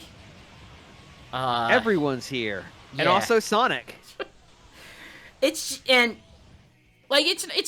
not like real violent. It's occasionally pretty violent. Like, there are some super moves that are just like, we will make someone's head explode off screen. But it sort of retells the story of Fist of the North Star to an extent. Which is funny, because the premise of Fist of the North Star is I will make your head explode. So in on-screen in horrible ways. Oh, absolutely. So yeah, they put Sonic in it. He's actually pretty powerful as an introduction character. Expect. So, oh my god. And then his super moves, he just turns supersonic and hits them for like 40 times. I mean, I guess that's relevant because it's just Super Saiyan, so it is what it is. I was really hoping we were going for like winning shot with Sonic. Unfortunately not, but we are going to jump into SMT. Oh boy. This is the SMT mobile game. Let me make sure I get the right name. Shin Megami Tensei Liberation DX2. It's a Shin Megami Tensei that takes place in modern-day Japan, where the monsters are all digital. And basically, people summon them with their phones. Real-life people don't see them. But not Digital Devil Saga, which is a SMT game that takes place in modern Japan, where people summon them with their phones. Different. It's probably somewhat related to that. It's not actually made by Atlus. It's just made by Sega.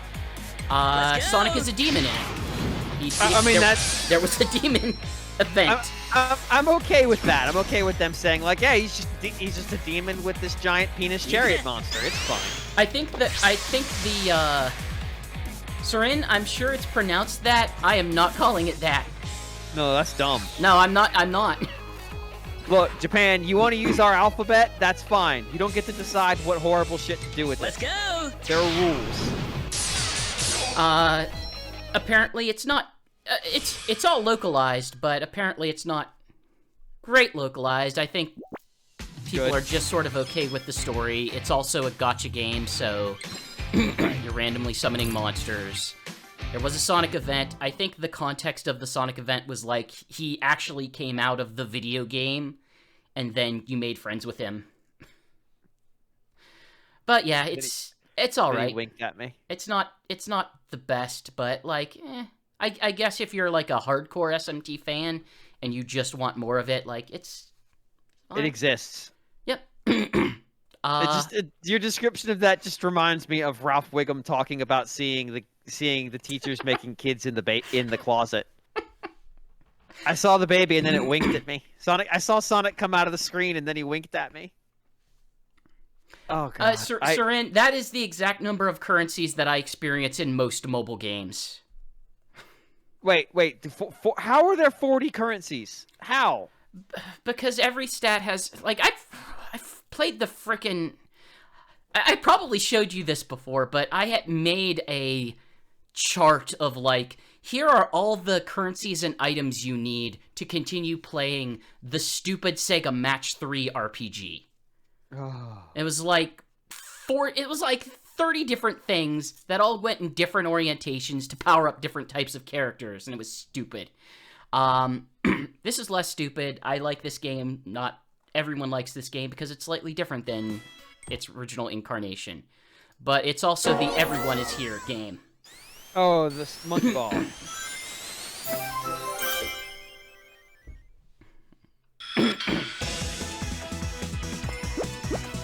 But, you know, they put in classic Sonic and Tails, and they're cute.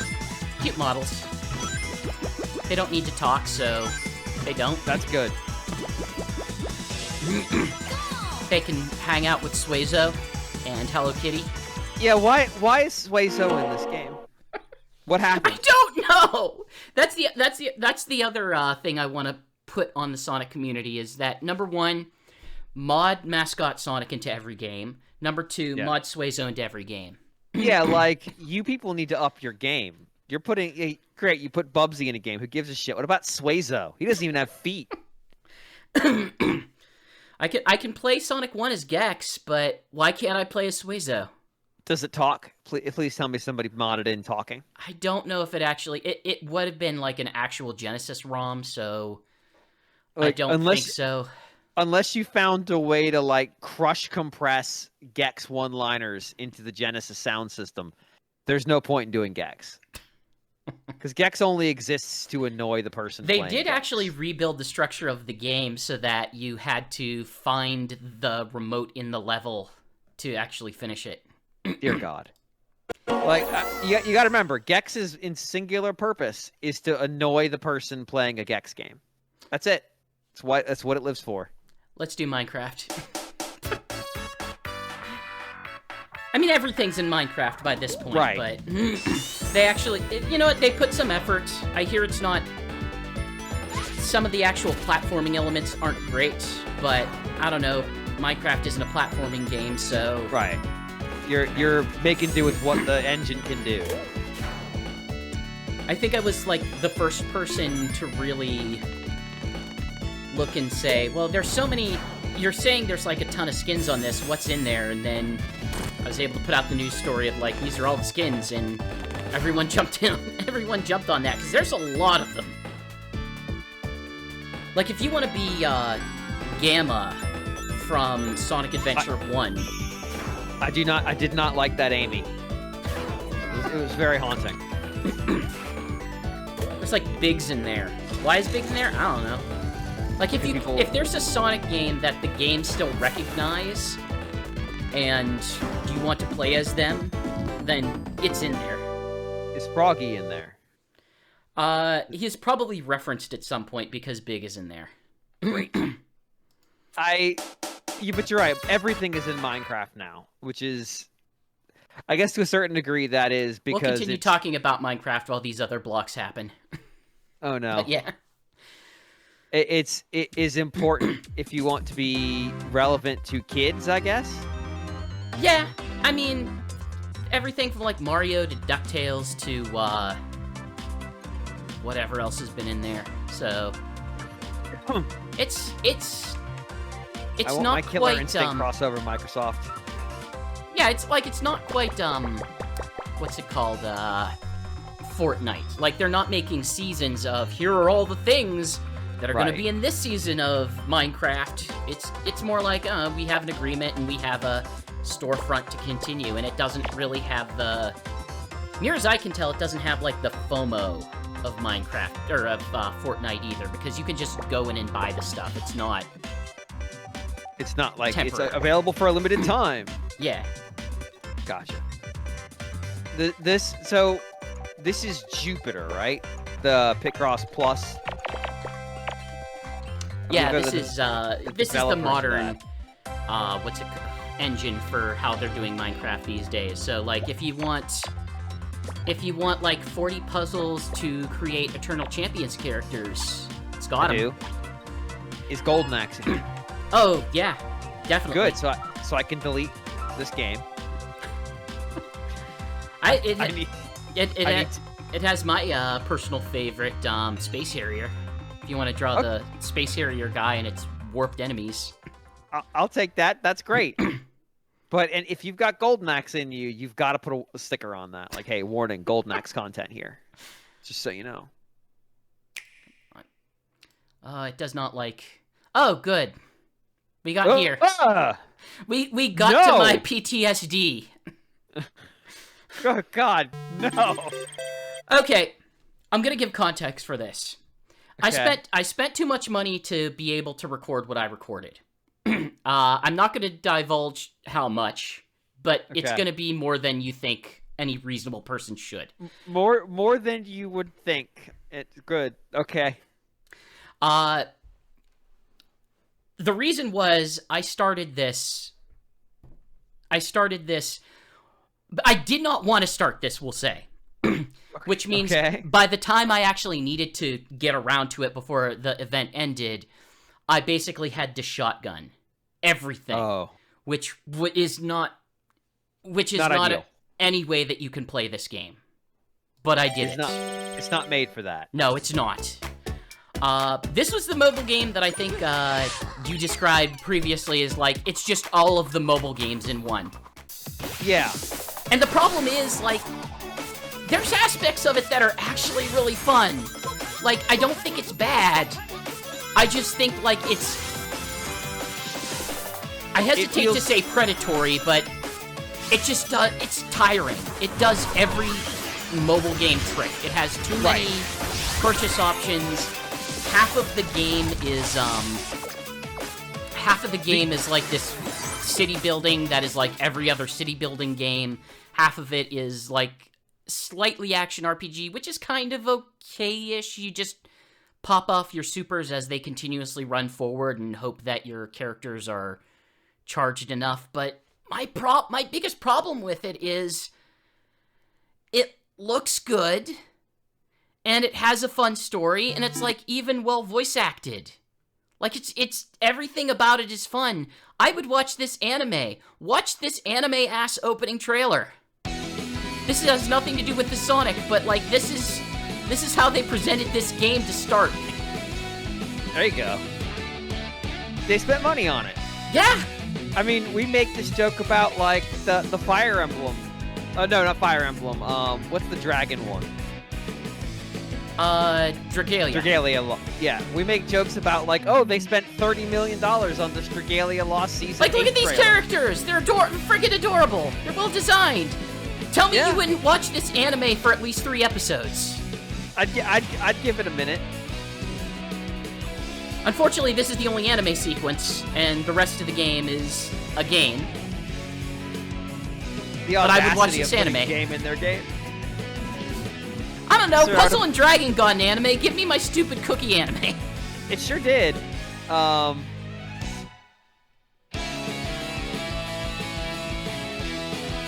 they spent money on this. They spent money. Spend more. For reasons known only to God, they spent money on this.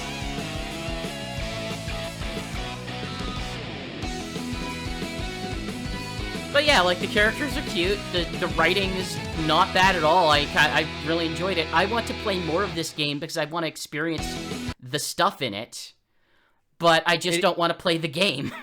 It is funny to me how much that logo looks like any other game that has Kingdom as the last word in its title's logo. Yeah, it's all of the mobile games. This game's a little bit less mobile.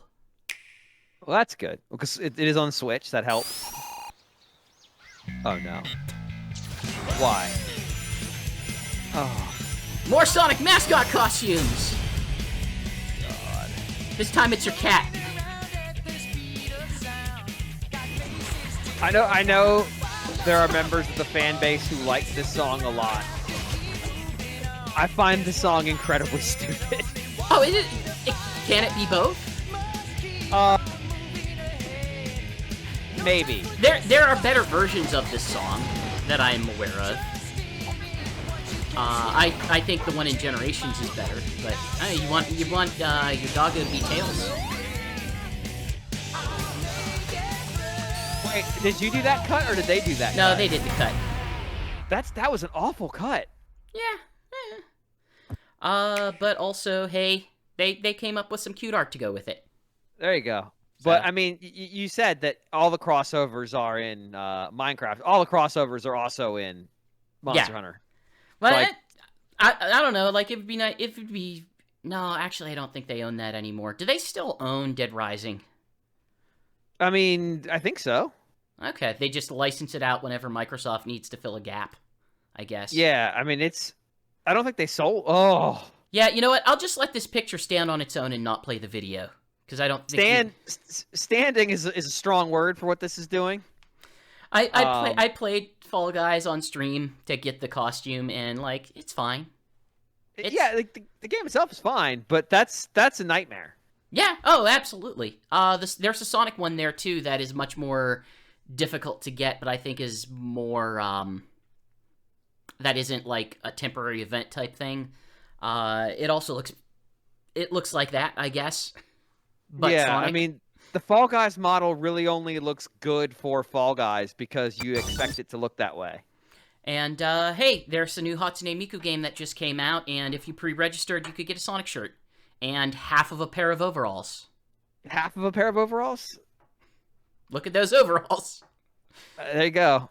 Yep. She's just choosing not to wear the other strap because she's a diva. My issue with it is it's not the full body Sonic outfit that Hatsune Miku wears on other occasions. Oh God, like I can't remember what those things are called. Kigurumi. Yeah. Yeah, basically that. I think my favorite GIF that I keep around for various streaming and just to use on the Discord is from a 2020 game in which I guess I just grabbed it off of YouTube, but it's just her in this full body Sonic suit dabbing to a song in 2020 because it's like this is the stupid. I don't much care for Vocaloid stuff, but that was the moment was like, you know what? Maybe I should give this a chance because it's not every day I get to see the stupidest thing ever. Seren is seething right now. I have a new, I don't want to use the word appreciation because that implies positive feelings. I have a new understanding of Vocaloids after having accidentally into the origin of the everything in that concept a couple weeks ago, and now having to confront that knowledge. So are you ready to get, I don't know, sad about some official stuff? So okay, I want to be sad. Okay. So you know how mobile games work. You understand the fundamental concept of how they operate, which is to say, whenever I'm looking at Sonic Dash here, a game that came out in 2013, that, they go through various updates to add more characters and add more characters. Yeah, gotta add those characters. Gotta keep those roles coming in. Yeah, like these are characters that I think even you can probably identify most of them. Yeah, I most of them. Yeah, I think I could do all of them actually. Don't worry, it'll get more interesting. Not. I recognize the bird because it was from one of the Sonic racing games. Yeah, Jet sucks ass. He's the worst character. Like I go back and forth between is Silver the worst character, is Jet the worst character? But Silver had a really good comic arc, so I think that has pushed him above Jet. Congrats. Jet's voice is just painful to listen to. And for a period of time, I think at least for the first game, maybe the second, it was Ryan Drummond, the 4Kids voice actor, doing both Sonic and Jet. And that man has no range. So, not Ryan Drummond. No, the 4Kids one. I forget. It's been a long night. But anyhow, then we also get to, we have to have crossover stuff. Ugh. Like these, like the Angry Birds, and my favorite Sonic character, Andronic. Do what now? Look on the far left. No, I see that, but why? Because it's the Android logo, except it's skinned as Sonic exclusive to the Android version. Dear God. It's called Andronic. Also, Pac-Man's there, Miss Pac-Man. Lots of costumes. We got your movie Sonic. We got your child movie Sonic. We got his mom that died at the beginning of it. And why do we have further costumes? Why do we have Roll as a witch? Except I'm not Roll. Jesus.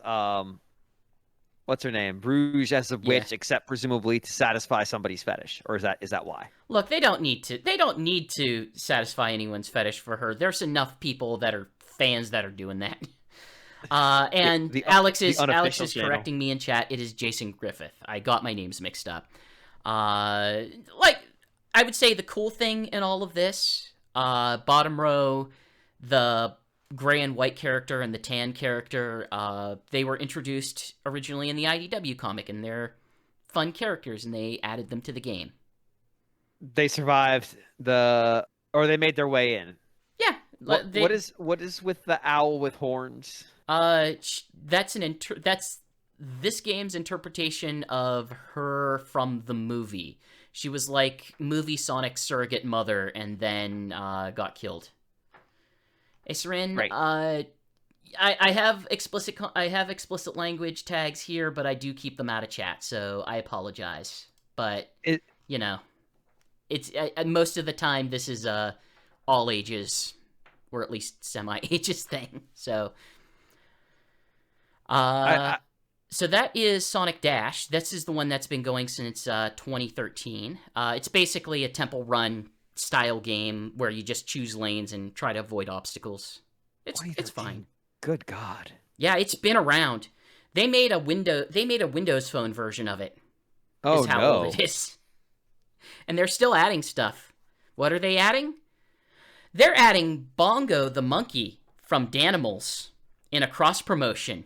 Oh God! Well, first off, I recognize that monkey is something I have seen before. I didn't realize he had a name. He has a name. It's Bongo. There's a lot of whys. There's a lot of I could say why to this, but it would be unclear what I am whying. If you have a good answer, please let me know, because the only reaction that I could think of was whenever it was happening over this summer was to go to my grocery store, buy a carton of cross-promotional Danimals drinkable yogurt bottles, and then sit on stream, play with him in the game, streaming it while periodically drinking yogurt. And, wasting my life and money in that way. I feel like there's a lot going on in these four, and none of it's good. Well, how about these additional three, including Nutcracker Silver? No, didn't need that. Not required for my life. He's new. He's like brand new this or last month. Great. But we also got Werehog Sonic and Metal Sonic. Things get more interesting from here on out. Honestly, that's worrying. So the sequel to Sonic Dash is Sonic Dash 2. Okay. It came out in 2015. I'm sorry. It came out in 2015, a year after the Wii U game. Okay. It had content. It has all the the characters. It has Sonic. It has that version of Sonic, that version of Tails, that version of Knuckles, Amy, and Styx. It got updates through 2016 and then stopped because by then it was 2016. The sub brand has kind of ran its course. Right. Then this year, they decided to add the cartoon version of Vector. Cool. Out of nowhere. Just out of nowhere. It just got an update. Great. Did they announce it, or did the people just discover this? Like, whoa, why is this updating? It might have been on Twitter or something. Great. But it's inexplicable because it's this is a dead sub-brand as far as we know, unless they decide to reference it at some point. And it includes a character that only appeared in one episode of the cartoon. One late episode. So I don't know if Hardlight, the developer, just had we have some extra time, or we had these assets planned, let's just put them out. But it got an update. Or they had made this character for an announcement that never came. Exactly. And fuck it, just put it out. Who cares? We're here now. So to give you context, Sonic Dash came out in 2013. Sonic Forces Speed Battle came out in 2017. So roughly same time frame as the console game, Sonic Forces. Right. And it plays very much like Sonic Dash, except it's all multiplayer. So it's just races against characters. Okay. So it has a couple more characters. You know, a couple more characters. Oh boy. You know, a couple more characters. Oh no. There's some like real garish looking designs going on in this list. What, you didn't want to play as the Zeddy from Sonic and Sonic Lost Worlds? Absolutely. I would like to live in a world where a thing called the Zeddy doesn't exist, actually. I think a lot of, honestly, even among Sonic fans, like, they are not well appreciated. They are like the knockoff dollar store Koopalings, but Yeah. somehow worse personalities. What's the like the bottom two from the right, the red one? Honestly, looks like a character from the PlayStation game Blasto before it looks like a Sonic character. The thing is that his name is Zavik, and they keep putting him in games. Yes, Like, I've noticed this. Any of like the spin-off stuff, he keeps going in, and it's inexplicable because generally speaking, people don't think that. Even a lot of fans don't think especially highly of Sonic Lost World. I've come around onto it a little bit after a very strong distaste for it. Alex in chat brings up, like, hey, Ian Flynn is actually writing him pretty well, so that kind of helps, but doesn't help all the way. The design's not great. It's not, no, they, like I said, they look like dollar store Koopalings. God. But... Give me 1 second before the next one. I need to plug my laptop in. Go ahead.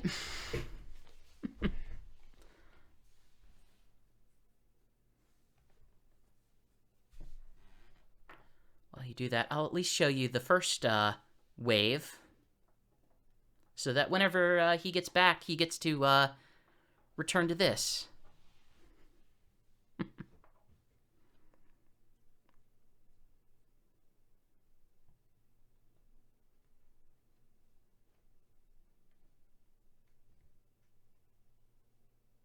How you doing there, chat? They're all confusing, Alex. All of them are confusing. Why do we have this I don't even know how to describe Zavik. Or not Zavik, Zaz. I'm going back to Zaz so we can appreciate his character design. Because he's like louder, angrier Waluigi. It's basically his thing. I wish we could, you know, it would be nice if we could bury most of these. I think there's room for Zavik to be an okay bad guy. I don't think stereotypical Valley Girl enemy who complains that Sonic broke her nail is acceptable, but yeah. All right, we are now no longer at risk of the laptop dying and me missing out on whatever nightmare you're No, we're about just to at show. risk of you dying as we begin to show some of the event ones. Now, all of the event ones are at least in-universe, so you're not going to get Hello Kitty or Pac-Man running in these. Not yet, at least. It makes it feel like it's not worth it then. So I recognize that at least Knuckles here is dressed up like another character. He's sort of inspired by a couple different things. Like, he has a hat in the OVA. I don't know if it's based off of that, but there's a couple designs and versions of him that is hat wearing. I have a big issue with whatever is happening though with our psychic friend here. Yeah, I think I want to say like Chinese New Year, but I don't remember offhand. Okay, because it's a bad look. But don't worry, it get worse. Oh, good. I see someone is back fulfilling themselves with the rouge as a witch again. Yep. And we've got some hockey playing Jet because sure. I mean, sure, because it's what is the yeah, Big's the cat. Big the cat is a lot of returning models here. What's the second one from the left on the second row? Second one from the left. He is Storm. He hangs out with the other two birds, and he's basically if Jet is the Sonic analog, Wave, the purple one, is the Tails analog, and Storm is the Knuckles analog. Whereas, like, he's just big and tough and stupid, but he can ride a hoverboard, and they're from those racing games. Gotcha. The hoverboard ones. Here's what we got this year. Finally, in 2021, we got Eggman. Wait, what happened? We also got Supersonic, and we got Infinite. The character that was created for Sonic Forces finally made it into the game. Did nobody tell the people making this mobile game what characters needed to be in it? The thing is, nobody likes Infinite. Literally nobody. Well, I can't say that because there are fans who like. There's a fan for everyone, but nobody likes Infinite. But you would think that there would have been a list, and it's like, these characters are mandatory. You must put them in this game. And the Eggman would have been one of them, and the created character for this game would have been another. Like, you think that would have been on the "This is Wave 1, you must include them" list. I don't know. It is surprising that this game does build off of all these characters and not just say, make your own, and then we'll give you a billion piecemeal cosmetics. Yeah, honestly, like, if I was making a mobile game, that's what I would have done. But we also have Unicorn Cream and linebacker Zavik. I don't like any of that. I don't like the phrase Unicorn Cream, and I don't need Zavik as a linebacker. But yeah, Sonic Racing is the 2019 Apple Arcade analog to the Team Sonic Racing one. Okay. Do people like this game or not?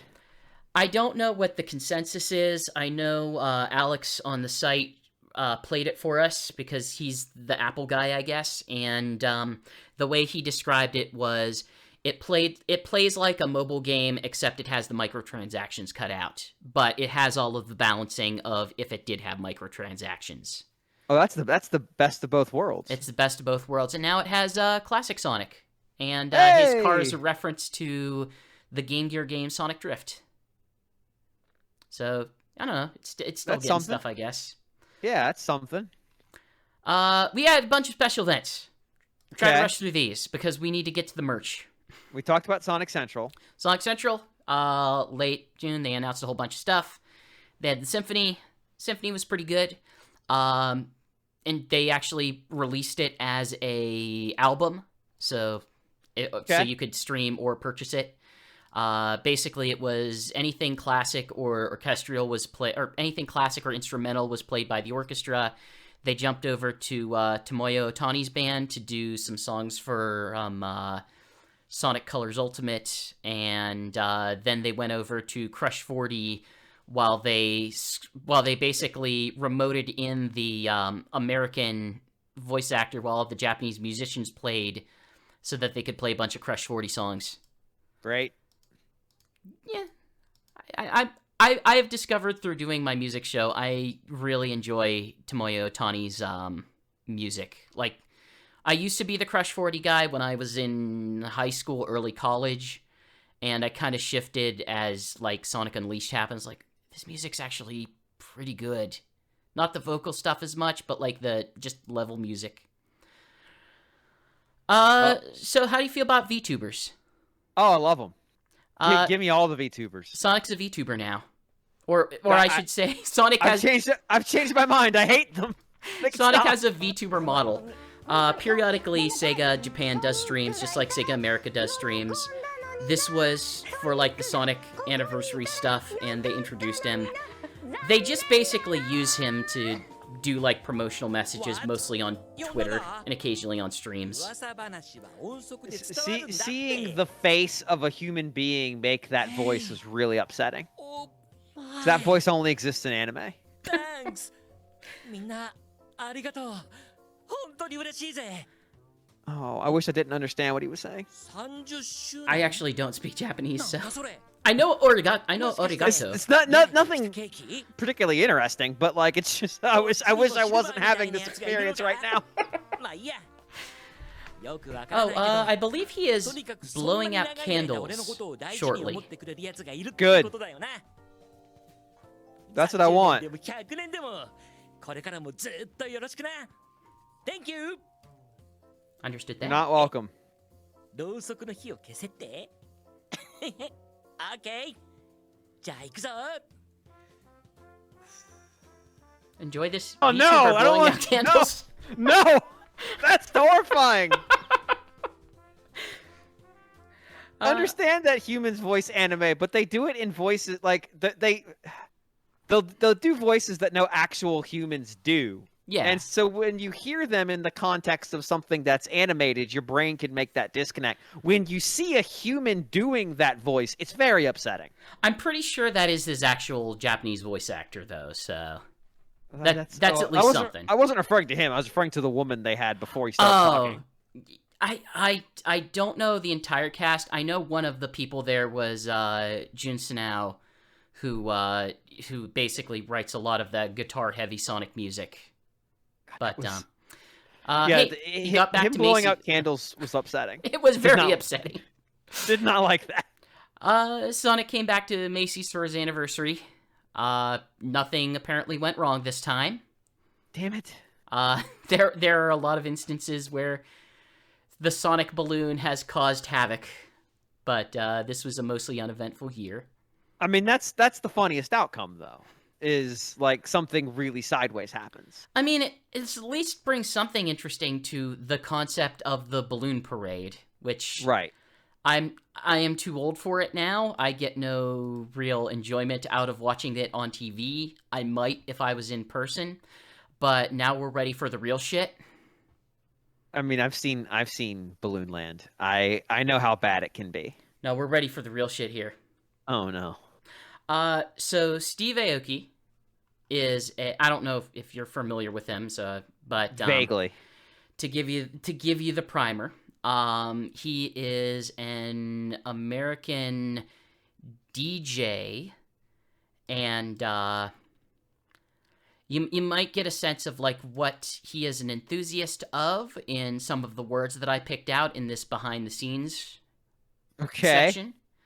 But yeah, let's definitely listen into his dialogue of how he presents his upcoming Sonic concert. Uh-oh. World. It's literally, you're creating a fantasy world in your head of what you imagine what people are seeing. And I've seen what this world looks like, and what I'm going to show for you in the virtual world that we're playing in is going to be something you've never seen before, experienced this immersive feeling. It's all about this new metaverse, and I'm excited about what that looks like, what that feels like for everyone else. So when I'm playing in it, I'm imagining what you're seeing. So I just took a little clip of that. So are you ready to see the metaverse? World. It's literally not. And nobody was ready to see the metaverse. I mean, being honest, no, I'm probably not. But there's not. We're on this train, and it is what it is. So it was about an hour-long concert. He Good. didn't play any Sonic music. He played just sort of I guess just his DJ set for it. Yeah. It was all green screened. And Good. I prepared a small clip because he didn't just use Sonic music. I just muted it, so you're not going to get any music, but that's okay, because that's not the part I want you to pay attention to. I want you to imagine this, but just this. Maybe different locations, but generally speaking, just this for an hour. Okay.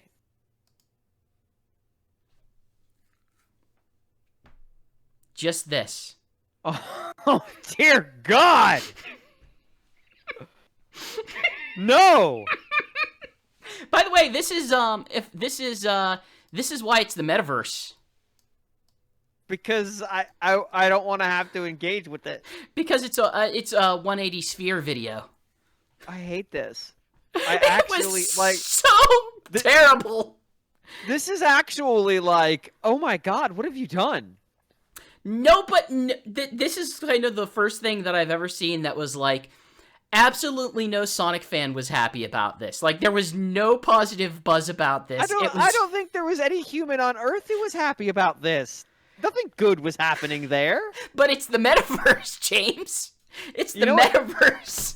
The metaverse is a 180-degree video of a DJ on a green screen jumping around with PS3 era character models as they gyrate.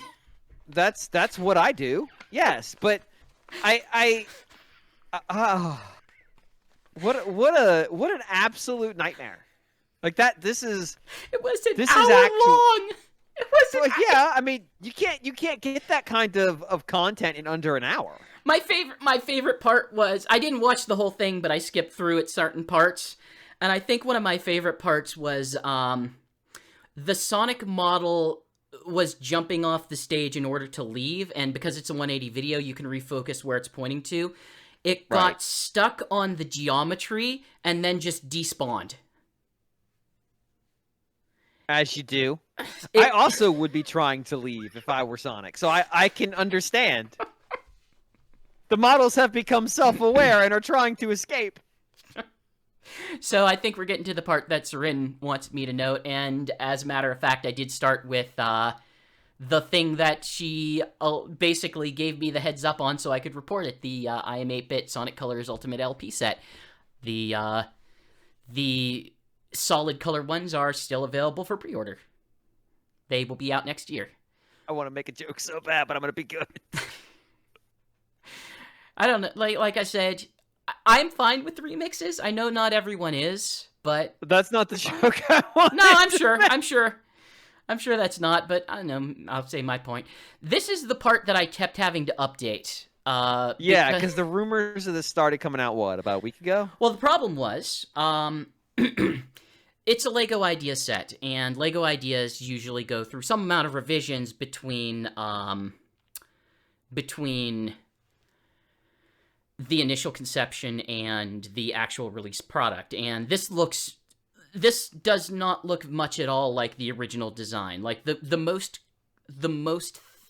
similar thing that it has is it has the core components. It has a bridge, it has a loop, it has a spring.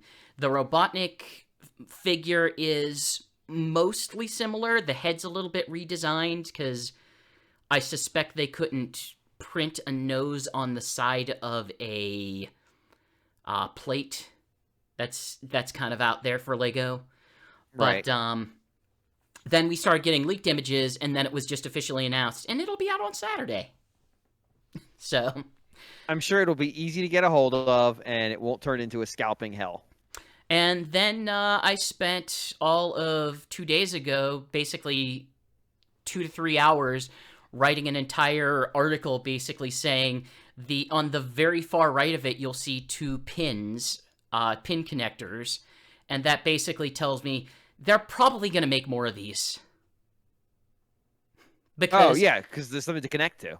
Yeah, well, it's not only that, but there's a video that showed them like taking apart the individual components, and the individual components aren't connected by horizontal pins. They're connected by vertically aligned axles.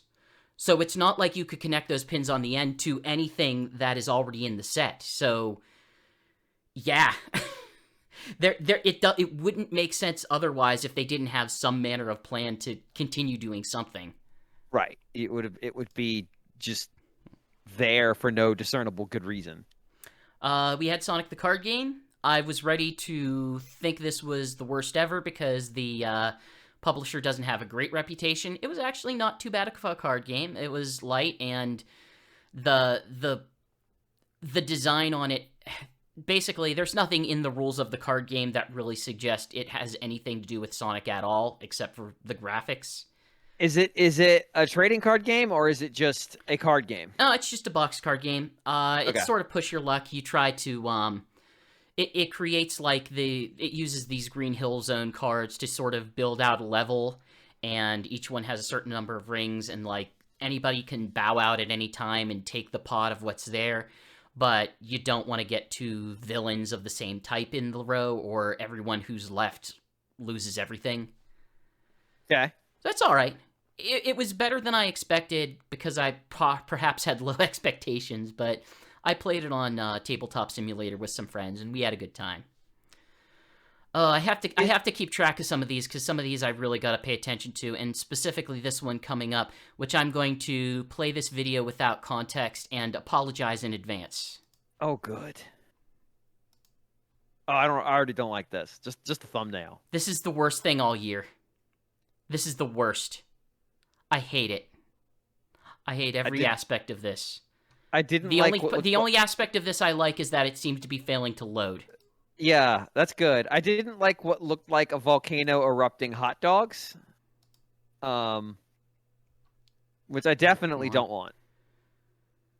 YouTube's rejecting it. It's not even YouTube. It's just uploaded to my here we go. Oh no. It gets worse. I mean, I believe that, but oh god. Oh, Jesus Christ! So this was okay. Are you familiar? Are you familiar with G Fuel? Yeah, if you recall, didn't I do a recording of one of the G Fuel? Yeah, I've sent you multiple iterations saved by the Internet Wayback Machine of what their pitch has been, where they are just the most freaking insufferable bro version of gamer energy drink. Yeah, and I recorded it, and I think Mop It Up in the NWR Discord wanted to die, so it's fine. Yeah, it was miserable. So yeah, April Fools, they actually made the product and sold it because irony is dead. I believe I am stealing to some extent the tagline that we put on the article Knuckles in chat wrote, or Knuckles87 in chat wrote.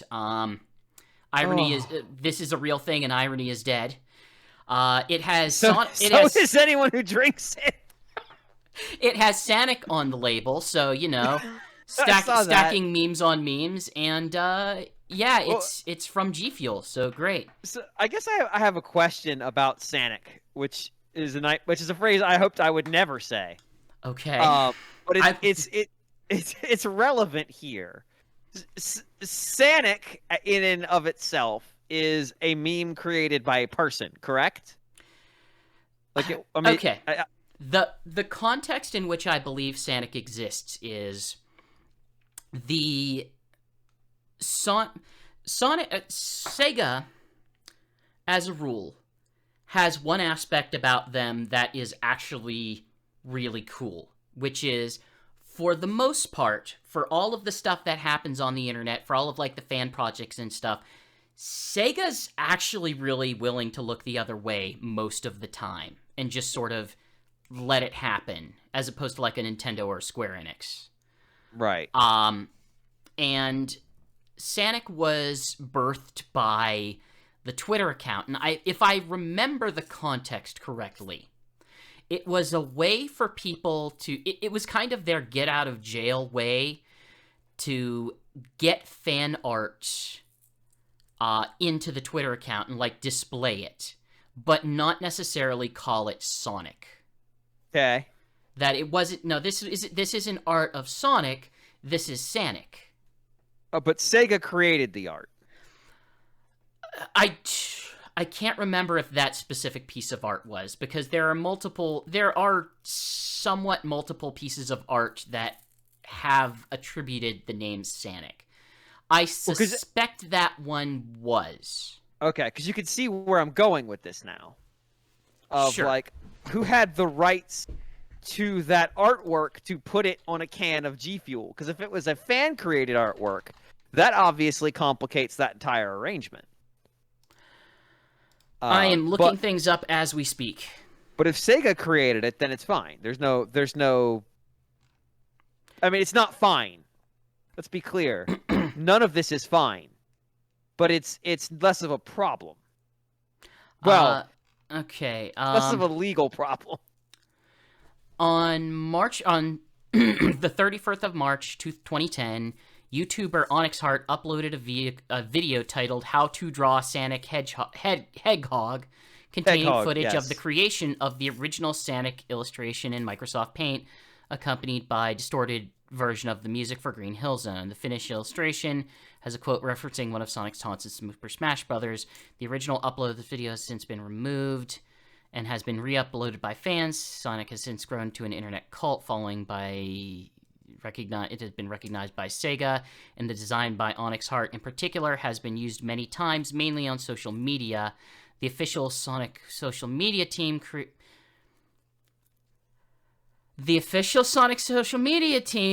a 3D model based on Onyx Heart illustration. It has been used in merchandise, YouTube videos, social media posts, and even appeared as downloadable content in Sonic Forces. Great. So the answer is, I don't freaking know who owns Sonic. I don't know who owns that drawing. It's upsetting regardless. Seren is saying that she has reason to believe Sega does. The fact that Sonic has shown up in other media leads me to believe that is the case. It would be really funny, though, if this was just a fan drawing and Sega suddenly got sued because of an energy drink that tastes like chili dogs. Oh, that's not the worst fan drawing of a Sonic thing appearing. You remember Jaleel White voicing Sonic's sister? Yeah, I do.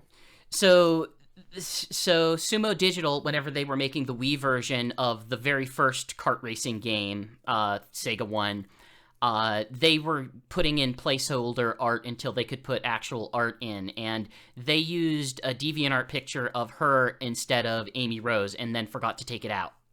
Good. Perfect. Do it. But you can't patch G Fuel cans. No, but you can continue to make them, because this is the third one. I titled this picture, God damn it, stop letting G Fuel make things. Oh yeah.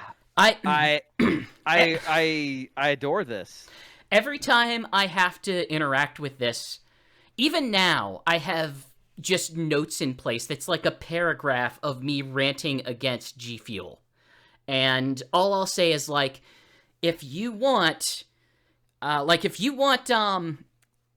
a energy drink powder that's themed after Phase, they got like 8 different flavors of it. If you want a flavor based on your favorite shitty YouTuber that actually got arrested, they got it. Hey, my VTuber has all of her G Fuel did I say flavors. VTuber? I meant YouTuber. No, you said YouTuber. I'm but sorry. I'm sure there's now, given their G Fuel's target demographic, I guarantee you they've got VTuber themed flavors at this point. No, Soren, they have plenty of they have plenty of Phase, and yes, I mean the esports team. Like they have a lot of flavors based on the esport. Like that's what they do. They just support streamers and esports teams and players, and like, I don't know, do you want this one flavored like Tetris? Because we got a Tetris flavor. Do you want this one flavored like Crash Bandicoot? We got Crash Bandicoot flavor. Do you want one based off of what was that really anime one that came out last year? That was like the beat 'em up something that people liked. Oh, Crimson vaguely. something. Sure, yeah. I don't know. I don't care. G Fuel sucks. I hate them. That's my stance. I understand it's not the official stance of Sonic Stadium. I'm not representing them when I say that. G Fuel sucks ass and should not be allowed to exist. Hey, the haze flavored G Fuel is just honey. Nectar, excuse me. You make a business mistake when you decide for a period of time to make a beverage flavor after Dr. Disrespect. And to their to their benefit, they eventually took it down after, the thing that happened, but they will still sell you one of Roman Atwood. All right, so I went to see if there are, because I needed to know, are there... While you do that, here's some nice-looking Hallmark ornaments.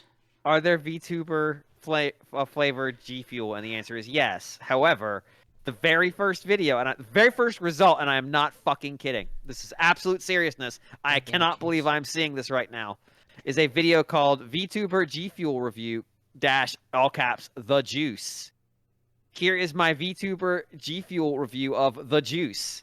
And it is a custom Sonic OC character as a VTuber reviewing it. I'm not kidding. I hate everything. I hate everything. Oh, Jesus Christ. Yeah, the ornaments are based off that the animation style we talked about earlier. Yeah, it's the classic style. Here's another classic style anniversary statue. It's cool. Here's. Are you ready for these are another fine. nightmare? I'm swiftly moving on because Because these are Ezekiel. fine. Are you ready for another food Yeah, nightmare? sure. Let's do it. Here's another food crime. If you're going to Japan, go get yourself some blue curry. Yeah! That's what I needed. Get some blue curry. Oh, God. Here's a toy I Aoi actually have. curry. I had to buy this one actually. But this is a toy commercial that I had to download off of Target's website because it's not actually on TV. The company doesn't have it on their YouTube. They have it on the Target website and presumably I don't know, maybe the Amazon website. Hide it from people. Also, it hates everything that I have uploaded to Google Docs. Google's currently Google eating Drive. itself. I don't like this. Why are you showing this? It tried to stop me from showing Sonic the Oh, Hedgehog Giant Eggman loud. Robot Battle Set. sorry. Dr. Fine. Eggman commands his giant Just a Eggman surprise. robot to stop Sonic. Use the catapult. I to don't send like Sonic this. Speeding through the air. Oh no! He used the jetpack. Oh no! Damage. Yeah. It's actually a pretty cool Watch toy. out for his attack. Hit the robot. Yeah, 3 it's just times. really bad. Sonic defeats No, well- the giant Eggman robot, but he'll be back for Sonic to defeat again and again. Sonic the Hedgehog Giant Eggman This robot is battle so set. intensely Robot catapult 90s. and Oh, it's attack very Sonic 90s. figures. But it's by Jack Pacific, so sure. But he'll be back. But yeah, it's on model. Like that's the thing from Sonic 2 and then from Sonic Generations and Sonic Mania, but they made it and it's an iconic enemy that there really hasn't ever been anything of, and when you hit it just like in the game, like its arms and legs fall apart. Yeah, like that's a neat product. I do wonder, and I say this, with no disrespect intended, who's the audience for it? Because the kid they showed has no idea what Sonic 2 is. I mean, they might have played Sonic Mania. That's a possibility. Yeah, I guess that's true. At some point, it's just a giant robot that looks like Eggman, which is kind of why I dig it. Like, I have the Kirby Robobot and Android, and I have this die-cast Pac-Man mech that you open the mouth and Pac-Man's piloting it. So I might have a type. There you go.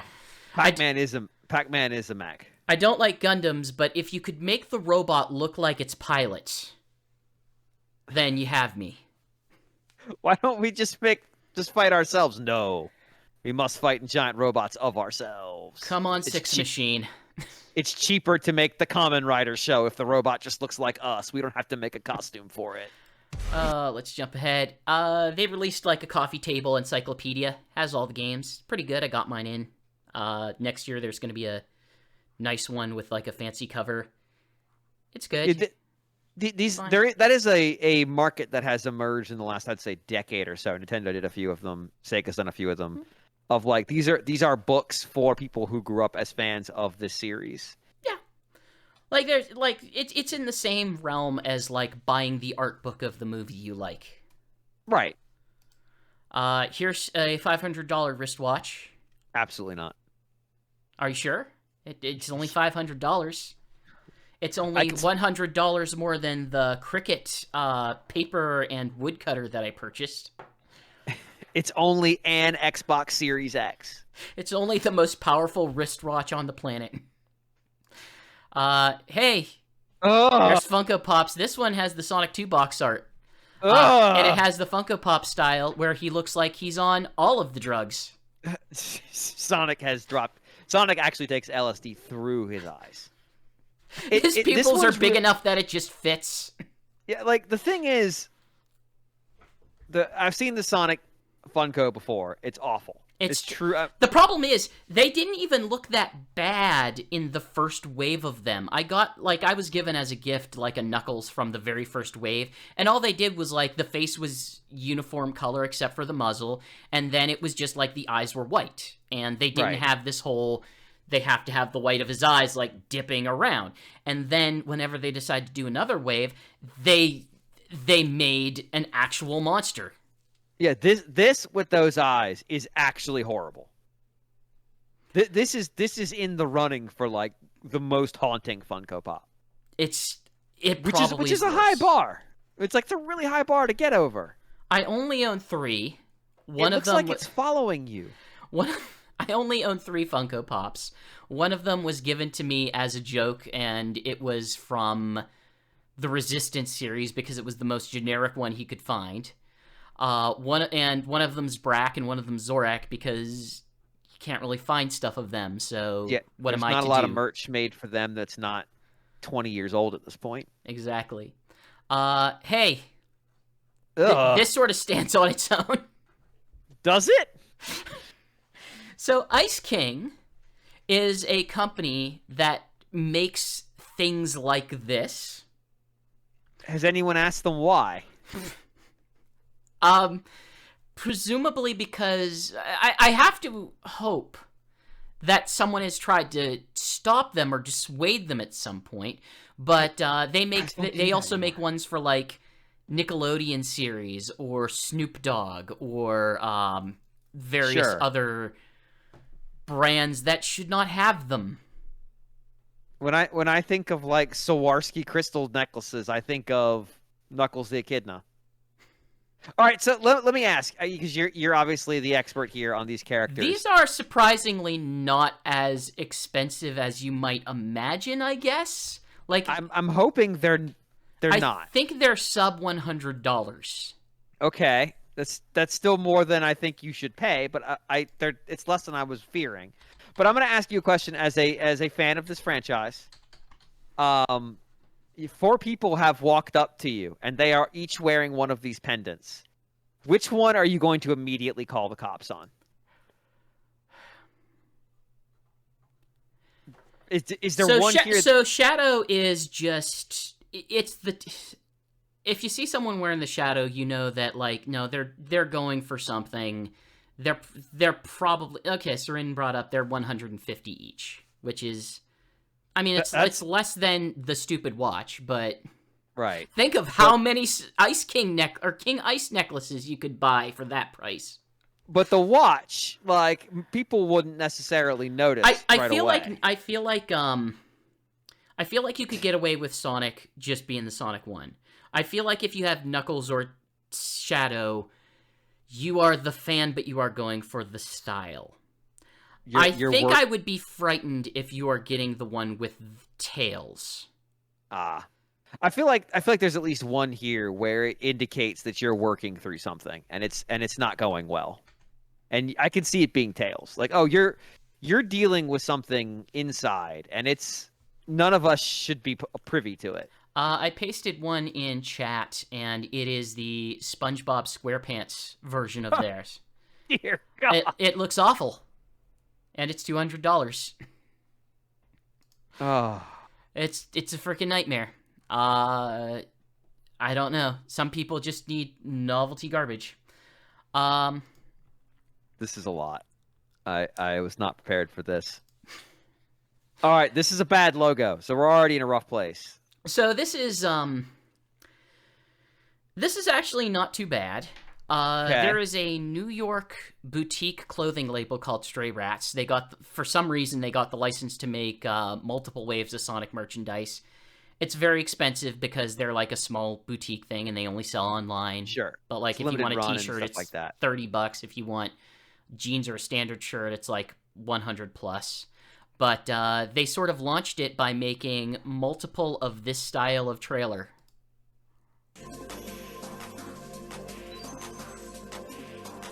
Oh, what decade is this? Like early 90s, I guess? Nah, see, I'm seeing this and I'm seeing like loading screen in Shadow the Hedgehog. Now, see, the problem is I'm seeing this and I'm seeing like this is... Oh, this is like late Genesis, early Saturn nonsense. Yeah, the 3D models are... Boy, this is bad. I kind of, like, it knows what it's going for, though. It does, but... And that's kind of, like, it kind of speaks to, like, the person who's going to buy this and who they're trying to sell it to. And it's going to be someone who is willing to buy $100 jacket and with some classic Sonic designs on it. It does. That looks like. Well, I didn't get anything related to clothes, so that's a problem. No, this is them being like, this is just off of their Instagram. And Yeah, then the rest of their Instagram is just pictures of people wearing the clothes. That does remind me quite a bit of like a video that would have been playing in the Toys R Us over the Sega Saturn that launched and nobody told them ahead of time. Seren posted a link in the chat for the Sonic lookbook from the King Ice. Okay, I'm opening up. Okay, yeah, it's just basically showing all of the dimensions and detailed drawings of everything in photos. Boy. So if you want to see the measurements of like how big Shadow's stupid head is, it's bigger than I thought it was. Yep. Yeah, I mean it's good value for 150, I suppose. Better value than these APMEX anniversary coins. Like this is one of the types of places. It's like we would very much like to manage your gold and silver buying portfolio, but also we'll sell you a $3,000 coin featuring The Witcher or a $30 silver coin featuring Shrek. That is my entire investment portfolio is Shrek. So I'm very interested. I call it my all-star portfolio. Hey now. Get your game on. Go play. I'd rather not. This is from this year's advent calendar. There was a UK advent calendar. Which and is you a get big thing there. And like it's a nice looking statue. It's very big, but you get one piece of the statue a day. So for a period of time, Sonic just doesn't have eyes or a nose. You may only have his legs for a bit. So for a little while, you've just got some feet. Beautiful. Here's a sin against humanity. Nope. Absolutely not. This is like the fourth of this line that Tubbs or what's the company name? It's called Numbskull Designs in the UK. Mm-hmm. This is like the fourth of theirs. Nope, not okay. Not all right. We have some art prints from the UK More Art Gallery of like pop culture poster art. Sure, that's fine. Most of them are sold out. It's actually pretty good art. It's cool. Yeah, that's fine. And then finally, Numbskull Design Unisex Cologne. So you can smell like Sonic, Yakuza, or Shenmue.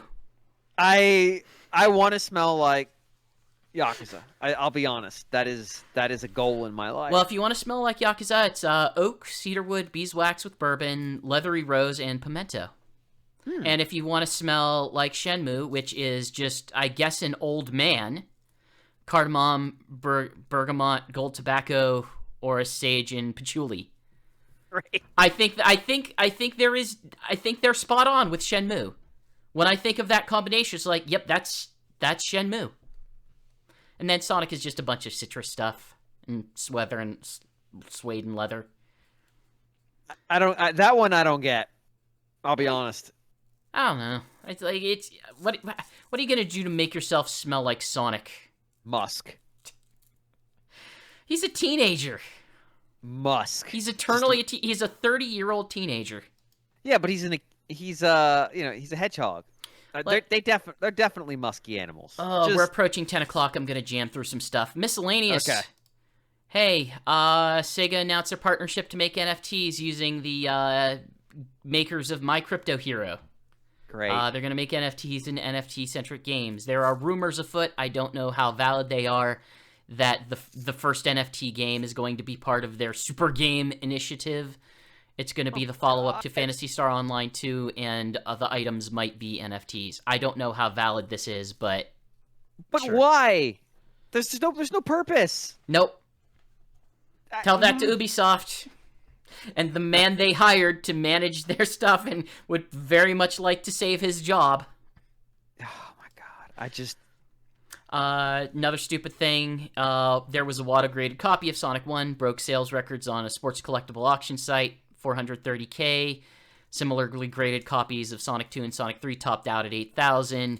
That's not suspicious at all. I understand that maybe Sonic 1 is less available than the other two print-wise. Graded games are a scam. Yeah. It's a reminder, the company that does the grading is owned by the same people who run the auction house. Yep. Yep, in the same collection of graded games, I saw a copy of Shaq Fu. It did not sell as well as the other ones. You should be paying me. So Dreams Come True is the band, or one of the composers of the band composed the original Sonic 1 Sonic 2 level music and most of the soundtrack. The band itself released a new recording of Green Hill Zone for a tea commercial, and then they released it on an EP. Sure, why not? Yep. And finally, the thing that people said, oh, you're being too salty about this whenever I wrote up the article. Sonic 1 is announced to be added to the Tesla arcade platform, so you can play it on Tesla cars. Yes. They did just recently say they will disable it so you can't play games while you drive. Thank you for that great most of them decision. were already that way, is my understanding. It's just that it wasn't if it was a touchscreen game, like Solitaire or something. Yeah. And Sonic 1 probably would have been the same, but it's just... The concept of being able to play games on your cars seems just utterly asinine to me, because, like, one of them in there is Cuphead, one of them in there is Stardew Valley. What the hell do you do with your game saves? Do they just live in the car? Yeah. Anytime you want to go relax and play Stardew Valley, you get in your car, and you play it on the least efficient portable video game console in the history of the world. Like Sega had the Game Gear, and it was just a battery nightmare. I mean, powering the whole fucking entertainment system of a Tesla. Like, this is the perfect home. All it needs is a big window. Oh, boy. Powering through. The ongoing Ken Penders tire fire. This is not a 2020 story. This is possibly a lifetime long story. This is 2020 updates to this story. This is something that I specifically go out of my way to have myself not report on it, because there's a lot of this that I just don't want to give him the time of day or the attention to what's going on, so I don't. And if anybody else on the site wanted to report on it, I'm not going to stop them, but I don't want to deal with it, because there's people who really like him and people who really don't. I'm, generally speaking, not in, like, I don't hate him, but at the same time, like, I just don't want to deal with his bull, and he has a lot of bull. So the entire story is just too weird at this point. Let's catch you up to why he matters. So there was a series of lawsuits from 2009 to 2015. Basically, my understanding is he wanted to make like a graphic novel using the characters he made while he worked under Archie. Archie pushed back, saying you can't do that. You were under contract that anything that you make on this project would be owned by Sega. Well, basically, when push came to shove in court, Archie couldn't produce the contract. That's the part of the story that I always thought was amazing. Yeah. Like, that's incredible incompetence. Like, it's amazing incompetence. It's like, no, we lost for Sega the fact that they would have owned these characters based on the agreement. And when you're working with certain people, you know, hey, I have to be extra careful with this guy. And everything I've ever read indicates he's probably somebody that you would want to make sure you were extra careful. Yeah. We'll get to that soon. Because of this, basically, he's been kind of open and saying, you know, if you pay me enough, and enough is usually in the realm of like tens of thousands of dollars, you can use my stuff again to continue the comic. But instead, Archie just kind of went through multiple not like the way DC does reboots, where it's like, well, the universe is rewritten because of comic events, where they just removed his characters. By 2016, like, Sega didn't renew the licensing agreement with Archie, so it's kind of academic at that point.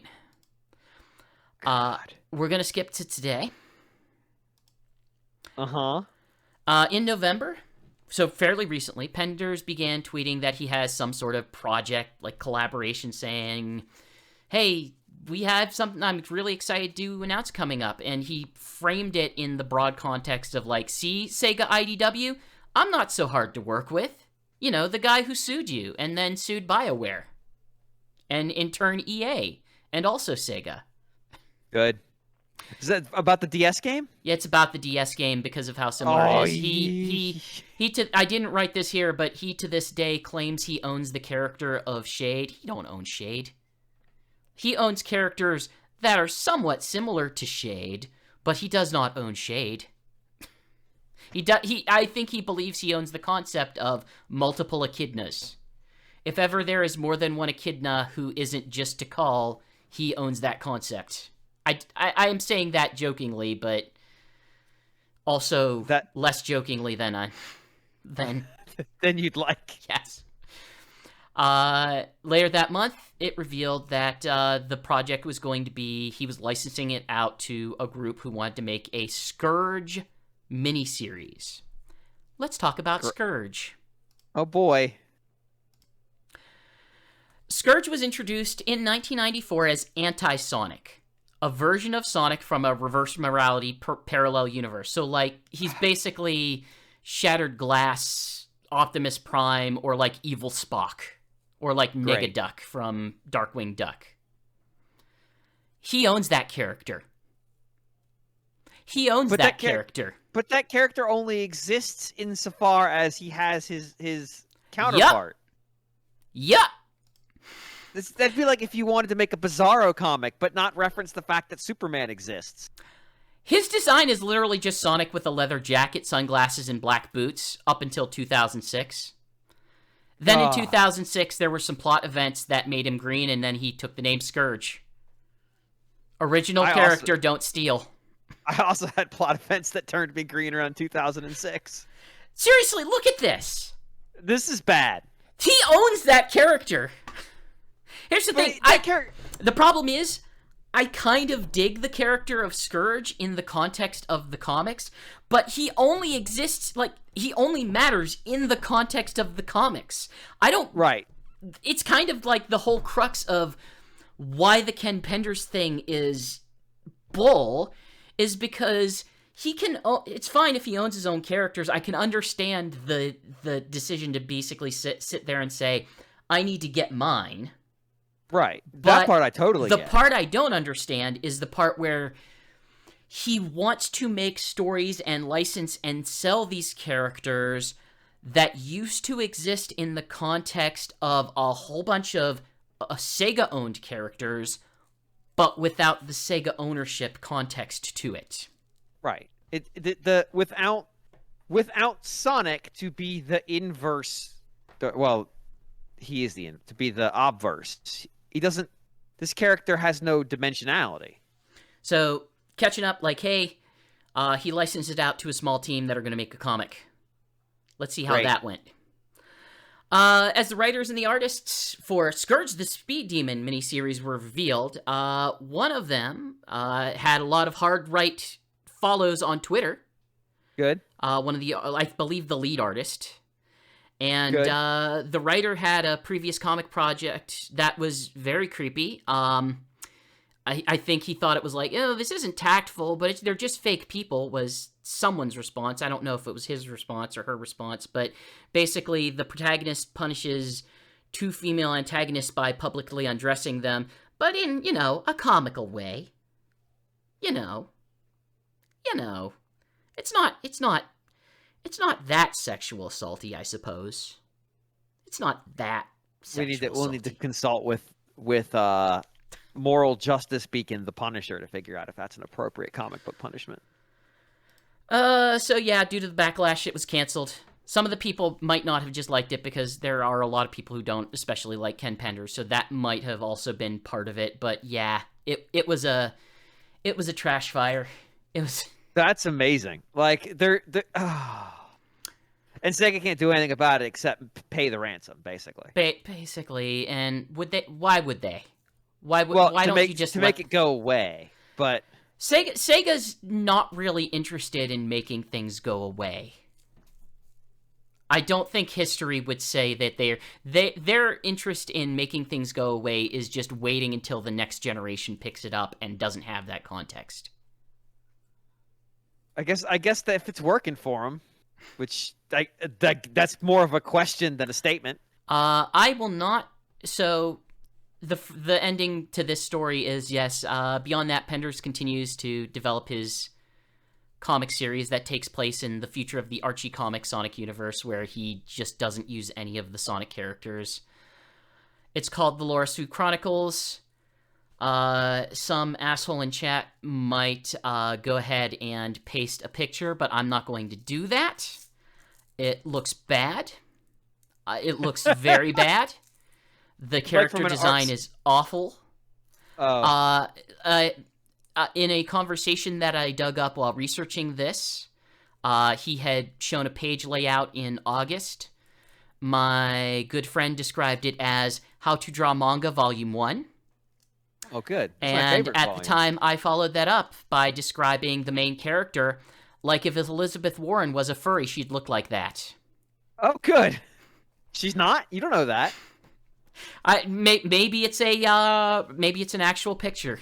She just takes off the wig that she has, and then suddenly Echidna dreadlocks fall down. The whatever the anti-equivalent of fursuit is, human suit. They have it's like they have furry bodies but human faces. Like, I'm not even kidding. It's really upsetting. No, that's the backwards approach. No, it's yeah, and just to cap it all off, if you're not miserable enough, okay. He says that this miniseries is going to be for mature audiences due to scenes of intense violence and sexual content. I'm guessing very heavily the second part of that sentence more than the first. I have a quote for you. In reply to someone asking if the series will have sex scenes, his response was, "Ask yourself this question. Do teens have sex? You have your answer." Yep. He then got into an argument with someone saying, when you say stuff like that, it's real creepy. And he just continued to defend the phrasing of what he says. Like, it's just creepy whenever. I don't want to. I can't quote it well enough to really. It's just so. I would describe this as a person who doesn't have the social skills to understand what they're saying is a nightmare phrase. Here's what I'll say. This is my long-standing stance on Ken Penders. When the Sonic comic series started in the very early 90s, it started as like a short comedy book. It was like on par with like short Archie stuff that Archie would have been doing with, like, I don't know, Casper at the time, or Richie Rich, or whoever they were working with. That, like, here's a short story. It's all about doing one-panel jokes. And the thing that Penders brought in was like, okay, now we're looking at this more like a comic book. We're actually developing characters. We have storylines.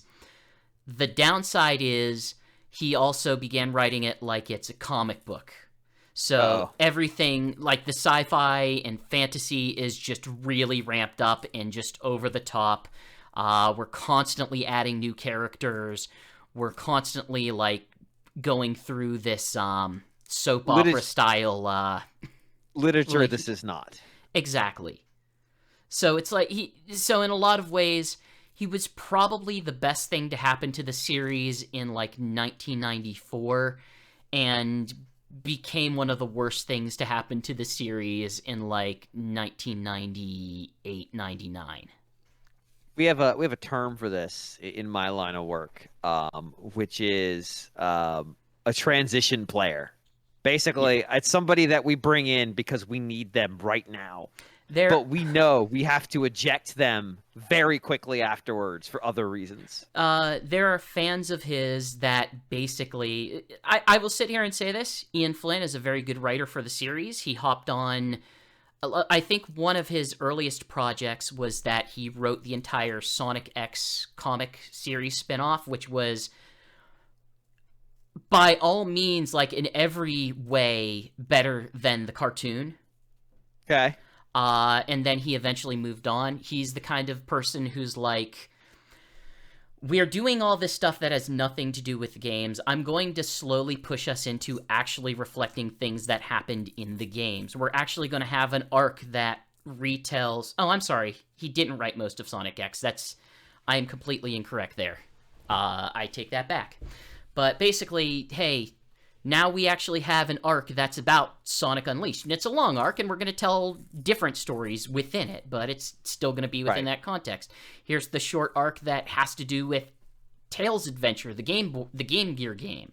He's a guy who, like, knows these games inside and out and finds interesting ways to incorporate that stuff. He also finds interesting ways to tell terrible jokes, but the old comic also found ways to tell terrible jokes, so, on par.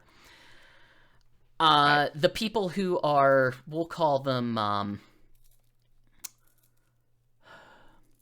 Devotees of Pender, and conspiracy theorists, we'll say. Good. That's a good combination. The basic conspiracy theory is that, that Flynn actually hates all of the old Archie stuff. He hates, Sally and all of the Freedom Fighters. He makes up a bunch of stuff that he occasionally says. It's like, Sega says I really can't do this, or Sega says I really can't talk about this.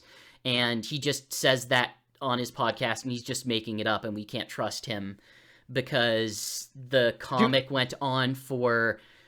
because the original comic went on for 25 years, and there are people there who do not want to let go. I had a conversation with one of these people once. My response was like...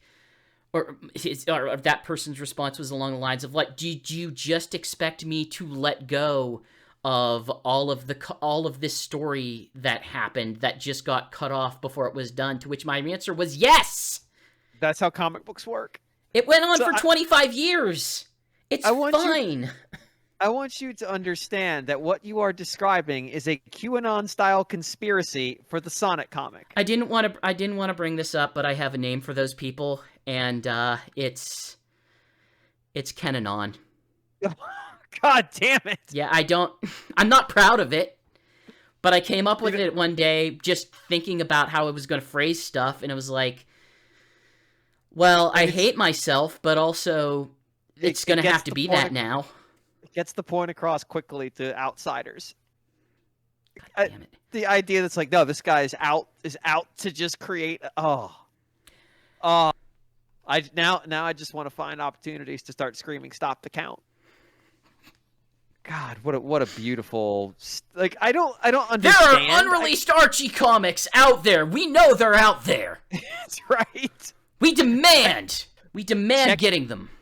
Check these IDW comics for Bamboo. So I didn't want to end on this note. No, I appreciate this shitty not note. ending on this ridiculous I didn't want to end on bullshit. this note, so I was trying to think of, okay, what's the last thing that I could present that is just a net positive, that is just fun. It doesn't need context. It doesn't need any setup. It can just be good feels for the rest of the time going forward. Sure. And I recently discovered the joy of the Japanese Sega Twitter account, because as we know, and most people who are Sonic fans will disagree with me on this, that the American or Western Sonic Twitter account is insufferable. It's just it's just freaking insufferable. It was a funny joke one time. And then brands started interacting with brands, and it became the Arby's nightmare. Yes. I mean, the day that we had, like, Arby's and Wendy's fighting with the Sonic, that's too much. We've reached the end times. So, as I was digging through the Japanese Sonic Twitter, which, I mean, it probably helps that I can't read Japanese and I don't know anything. I just look at the pictures. Probably. It's probably saying hurtful Japanese far-right nationalist jingoism.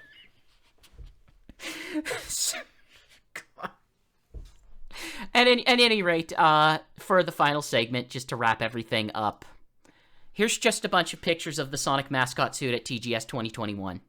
Great. Here's Sonic, completely unable to use a standard PS4 controller and play his own game. Good. Here's the video. It speaks for itself.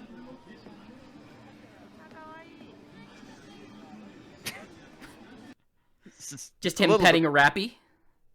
Yep. Here's Sonic posing with Cheeton. Presumably right before Cheeton beats the shit out of Sonic with a baseball bat. It's the part to the left of them that's causing me great distress. I think that might be I don't know who that person is. I feel like I've seen them multiple times on that Twitter, but I don't know the context. Her costume is fantastic. Best cosplay. Here's Sonic posing with a life-size Palamute. Great. Here's Sonic hanging out with the cast of Little Nightmares 2. Great, which is a thing in Japan for some reason. Yeah.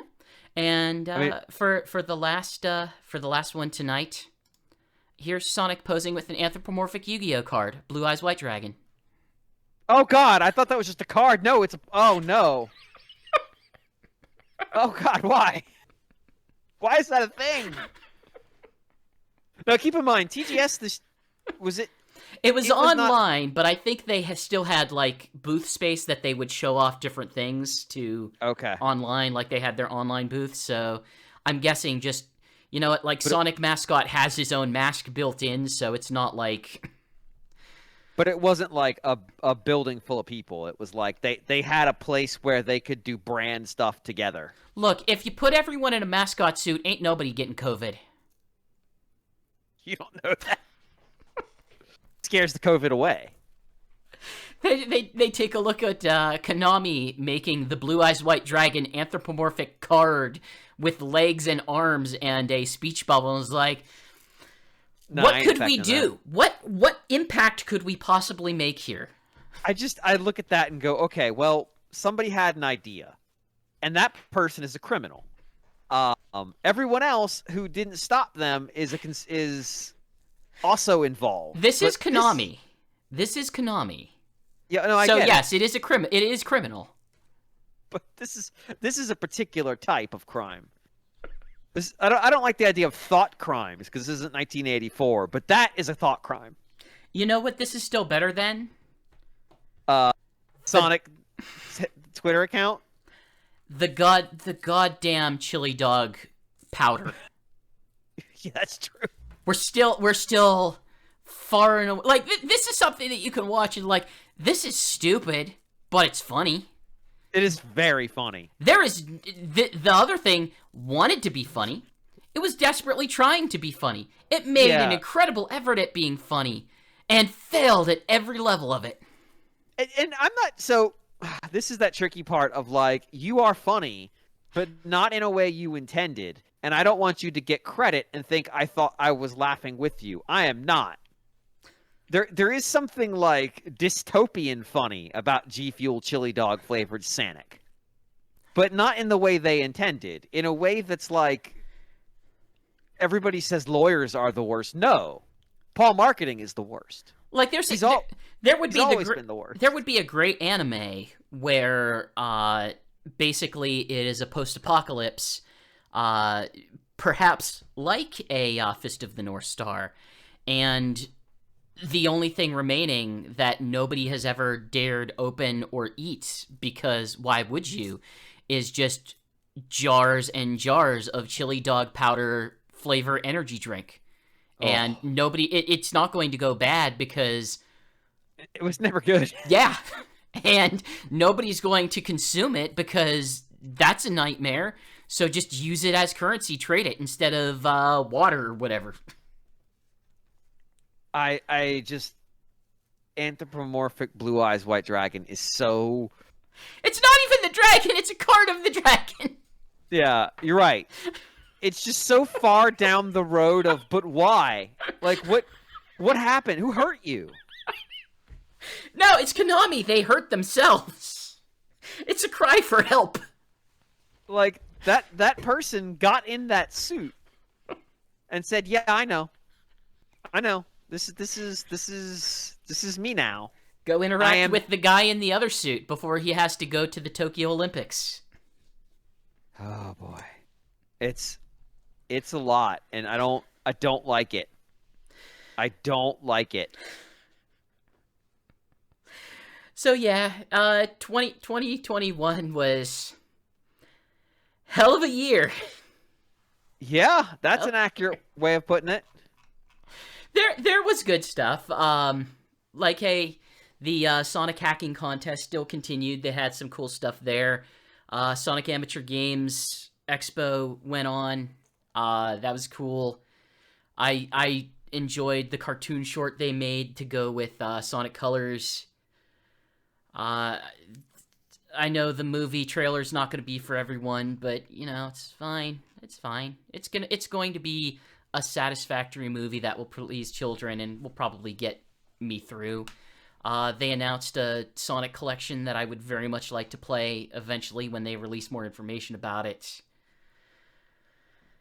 I also played a lot of Cookie Run Kingdom. In a very narrow window. Yeah. It was like I just had it on while I was working for like 8 straight hours, just tapping these stupid buildings to get resources constantly. Oh God. Oh, what's your takeaway?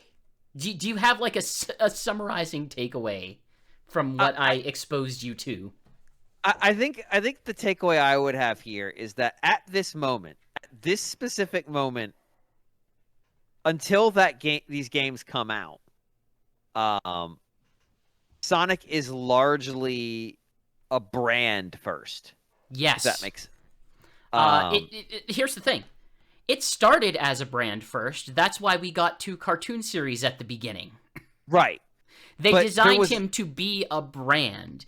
It's just but I don't know if it's the irony of it or just the nature of how things worked out, but it's a brand that also happened to have a really good number of positive things. And, you know, a lot of less than positive things.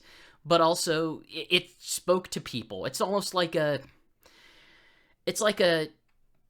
second-rate Disney with how they kind of treat it. Yeah, it found its audience. Yeah. And they understood how to keep finding an audience, even if it's not necessarily the same audience. It's just slightly alarm. Like there's something a little bit different about it though, because divorced from there being a game, which I mean, effectively this year there wasn't. There was a re-release or a remake, and it didn't feel like that game landed with a ton of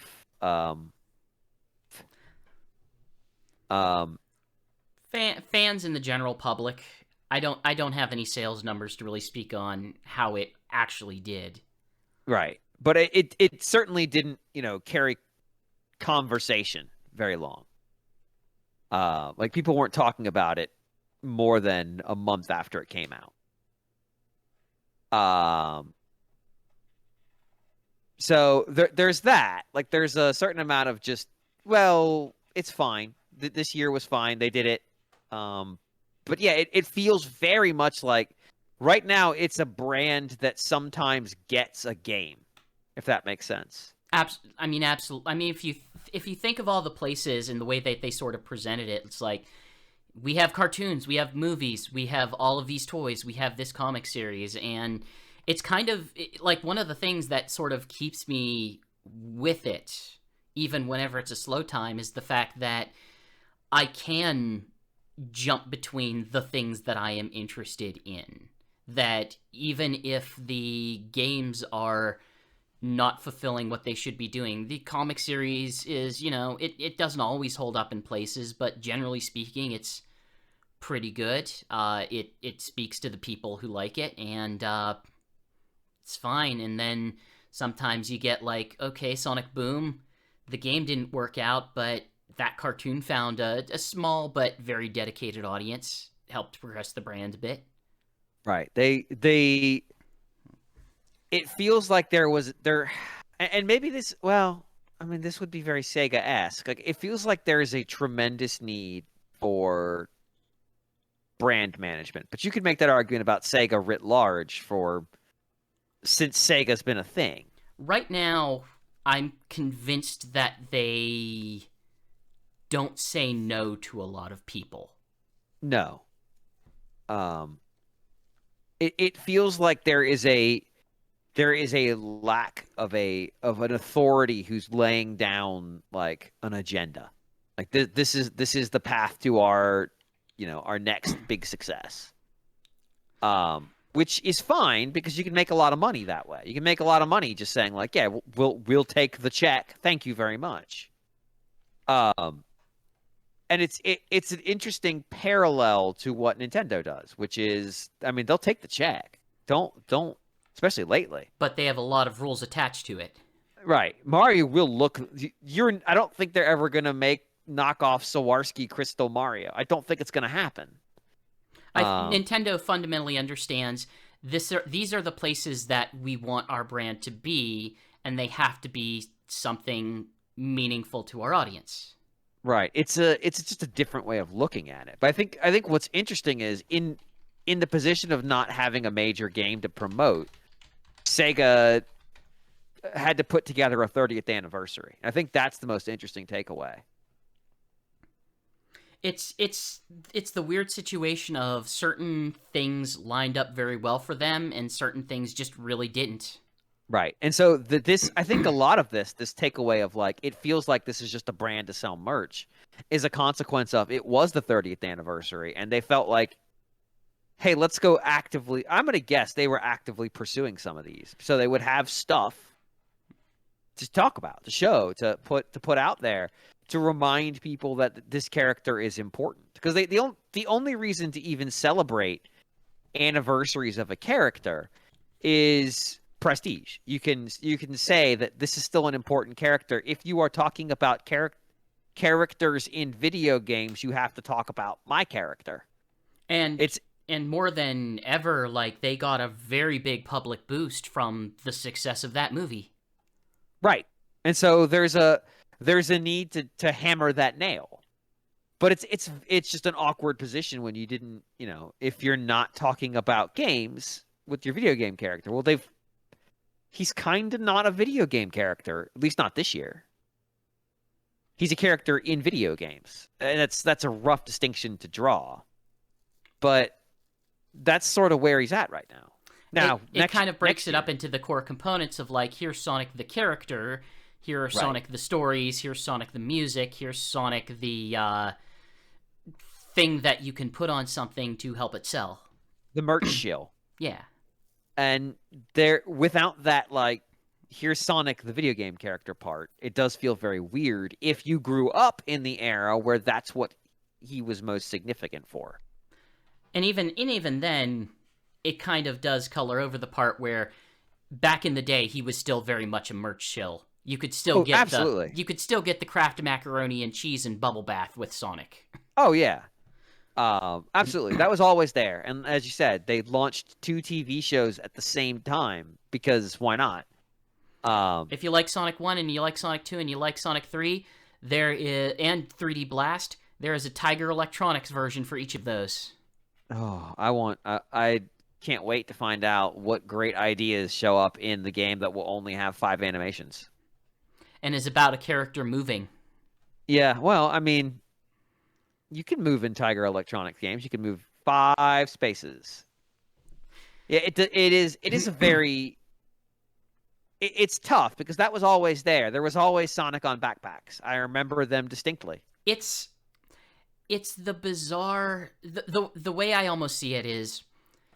It's the bizarre meeting of elements that are just outright and blatantly cynical with a lot of people and creators and even some of just the games that are absolutely sincere and have an amount of craft behind them. And it's a situation where they kind of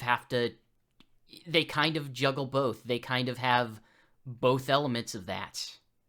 And I think that's fine. Like I think you can do that with your character, but I think you have to you have to put the good stuff forward and the other stuff which is there to pad your wallet. I can phrase it in a different way. Sometimes you have to delay a game. Yeah. Sometimes you have to delay a game, and you won't want to delay a game, and Sega does not like delaying games historically. They won't delay. What happened. But sometimes, for the sake of long-term strategy, you have to delay a game. But we're also talking about the company that's interested in building NFT games, so right. I don't know, F long-term strategy. Super game. They need to get this game out so they can get Super game out. Do we have confirmation that this Sonic game is not Super game? I mean, there's certainly no way for me to say that, but it sounds like Super game is several years away. Why did they call it that? Because it's Japanese, I guess. They should have called it Game DX. It's amazing. Super game is amazing. It's just a great, stupid, dumb phrase. But yeah, I think what it is it feels. I mean, not every. I get that. Sometimes you just need that check. So not every game can have not every project can have the craft of Sonic on an energy drink powder. But yeah, sometimes you have to work with a G Fuel, and sometimes you get to work with Lego, who they really care about their own brand and their own. Right. But man, that Lego stuff should have been out back in October. Yeah. Well, I mean, global supply chain. Sure. Like Lego. The thing is, Lego doesn't announce anything right up until its release. Stuff gets leaked all the time, but that's just not how they operate. It's like, hey, we're announcing a thing. Hey, it's here. But my understanding is they've had to delay several sets. So yeah. It's unfortunate, but at the same time, it's like, oh man. I mean, if you want to be real depressed, they were rumored since the summer that they were going to have more Overwatch sets. Oh jeez. Yeah. That's unfortunate for them, isn't it? On so many levels. Like they'll pay Warner for Harry Potter, but it would be hard for them to do Overwatch right now. Yeah, it would be. It would be interesting to see them do it from a purely like how will they frame this? I embrace chaos sense of interest, but yeah, that's unfortunate assignment if you're a marketing person. Hey, guess what? But don't worry, the other rumored one is one of the creatures from Horizon Zero Dawn. So. Oh, good. I don't know. Everything will be great. Everything will be perfect on that one. Exactly. Yeah, It's weird. It's been weird. Yeah, that's the right word for it. It's weird, and I think my guess is they know it's weird, and they're doing the best they can. And sometimes the best they can is just in the form of chasing things that they see are popular, and sometimes it's in the form of not releasing a Sonic game for 5 years, either to its benefit or hopefully to its benefit, and just sort of, I guess, stepping away and determining, like, well, we're not going to create the same one that we did last time because we couldn't recapture the magic again. Right. And I'll be real here, like, the weirdness is, like, one of the reasons why I just stick with it. Like, there's a lot of reasons why I stick with it, but in recent years, whenever I know the context around all of this, the fact that it is just a wild ride to kind of follow what's going on with it between the highs and lows. You just got to know. You just got to know what's going to happen. What madness are they going to unleash on me as a consumer today? We've got 2 games that we know of coming out next year. One of them's going to be in a structure that we've never seen a Sonic game in. We haven't seen anything real about it. As much as people are expressing, like, I have very positive opinions about this, I am very upset about this, my stance is, I gotta know what they see this open world Sonic game is going to be like. Right, because everything's on the table. Yeah. There is, and there was. This is actually an interesting parallel. The last time I was looking at a major Nintendo project, like a major game, they're mid-level games. It's a little bit more cat and mouse. The last time I was looking at one and said, I have no idea what's going to happen with this thing, was Breath of the Wild. When they first showed it, before they had the E3 impressions, my immediate thought was, well, this could be terrible. But every other game since then, even something like Fire Emblem, Three Houses, which I was like, oh boy, this could be some of that. I had an idea of what I was in for, and pretty much every time since then, they've pretty much hit what I expected. There's obviously been games where I'm like, this wasn't as good as I was hoping for, but there's not been like that moment of looking at something and going like, literally everything is on the table right now. Right. All of the outcomes are here. And we had a Wii U. Now we have to get out of having a Wii U. Right. And I don't know what's going to happen. Like Xenoblade X was a game where it was like, every possible outcome for this game is on the table. And I just have to sort of bear down and see what outcome we ended up with. And by and large, it was fine. Weird and nonsensical, but fine. This game in particular, like the Sonic game, like I look at it and go, every outcome is here. Every single possible outcome is here. Because do they have anybody on staff who has experience making an open world game? My understanding is that they have both Japan and American Sonic teams working on this thing. So there's multiple teams. That's the most I can tell you. Yeah, it's like, what did they decide to do this because they had a cool idea? Or did they decide to do this because things like Zelda and Genshin Impact are big? And either are really possible. Yeah, and we will know when it comes out why they did it. They won't say it, but you'll know when you play it. And it's going to be obvious. And there is a certain mystery to that in a weird way, I'm glad they didn't release anything in the trailer. Like, that trailer is nothing. It's just nothing. It was as much of a trailer as any of the Game Award trailers were trailers. Right, and that's another issue. Is like the Game Awards is just. It's about getting people excited. It's not about informing people. Right, it's a hype thing, and that's unfortunate because that's not what I really want. But I get it. This is different. This is like, I don't know. This thing is definitely expensive. Like, they definitely spent a bunch of money on it. I hope it's good. Like, I would want it to be good because I would be curious what ideas they've got. Like, what are the ideas that they've put together for an open world Sonic game? I'm kind of wondering, just for context's sake, what would have been the most recent one you would have actually played? Because I imagine there hasn't been many. Like what, 3D Sonic games or Sonic games in general? I would say any of them, let's say with the exception of just at like an actual final retail version of something. I have put my hands on the final retail version of Sonic Forces for more than 20 minutes. Let's put it that way. Okay. So you still have a sense of like where they're at and where they're not at. Right. And I would not have from there gone open world. That's not where my brain would have gone.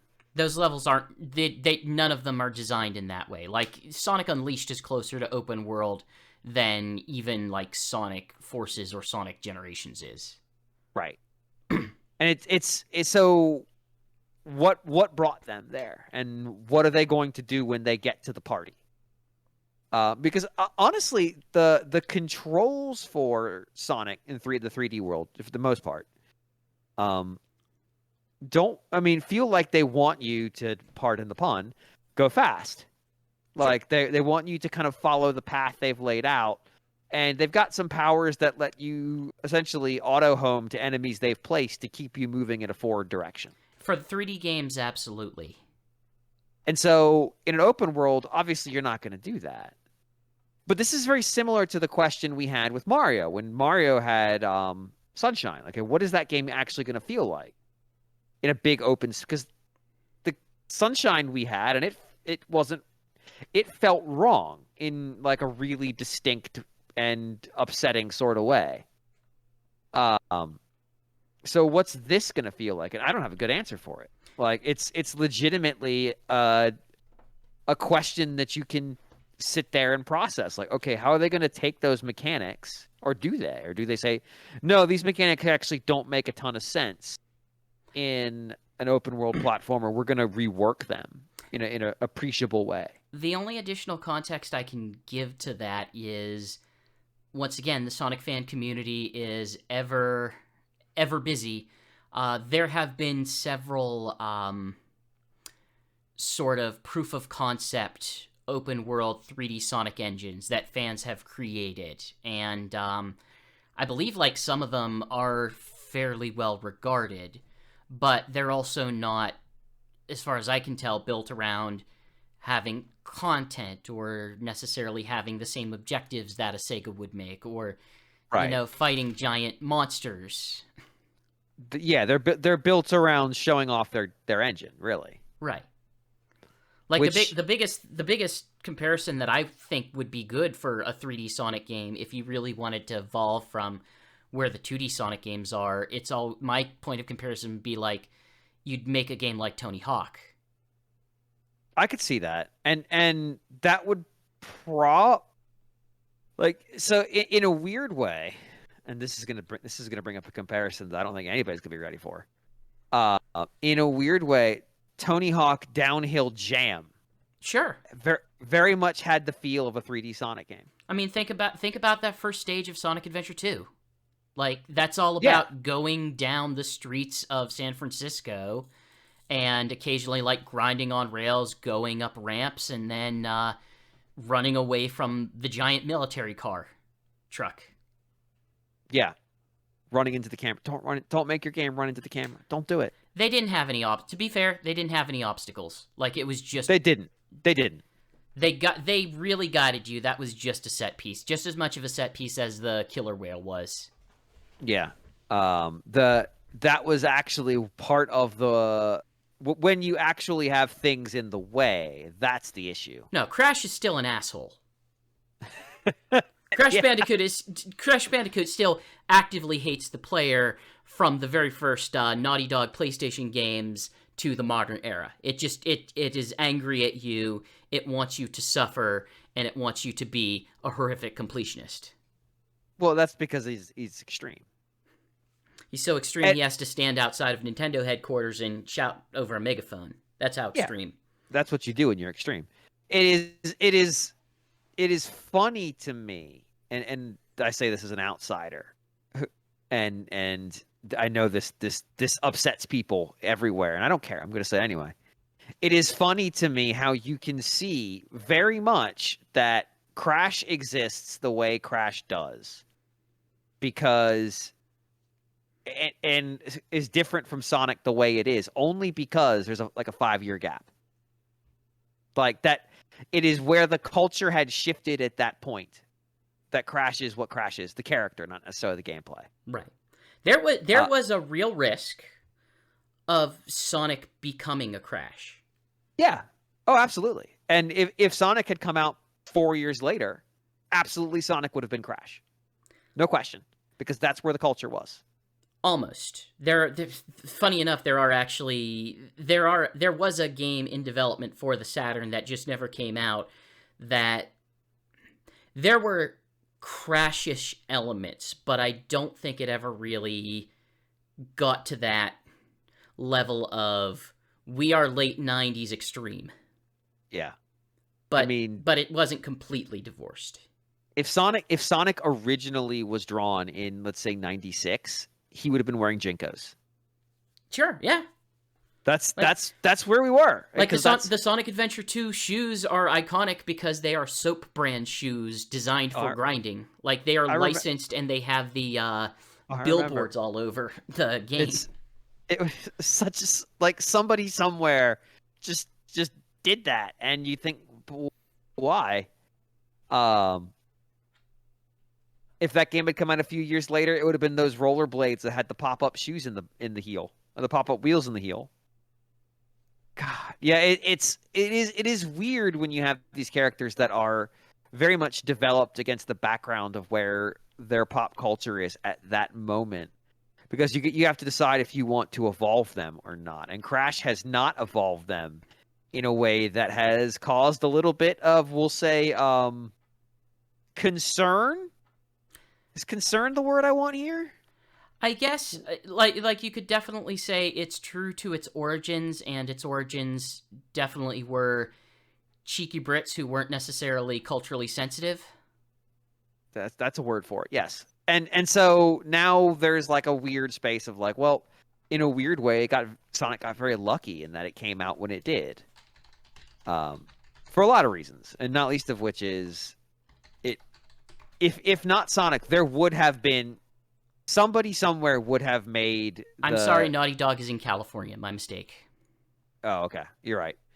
Somebody would have made the mascot platform. It was just going to happen. And they are lucky they were sort of out the door first, and they're lucky that they were able to kind of set a pattern, and we didn't have to worry about whatever the hell would have happened otherwise. I mean, that kind of, like, if you think about something like Donkey Kong 64, and sure, that game has a structure, but it also has an attitude that admittedly that some of the Donkey Kong Country original games had as well, but is just amped up a bit. Yeah. But then you look at things that came afterwards, like even like a Rayman didn't really attempt something like that. Whenever Pac-Man became the weird platformer across the PlayStation and the PS2 GameCube, like it didn't try to gussy up Pac-Man to give him a modern edge. It just this is Pac-Man. This is what he does, where he has a world. That happened when the TV show came out. That did happen when that TV show came out. And it doesn't work. No. Because it's stupid. Pac-Man can't... I love Pac-Man. I love Pac-Man, like I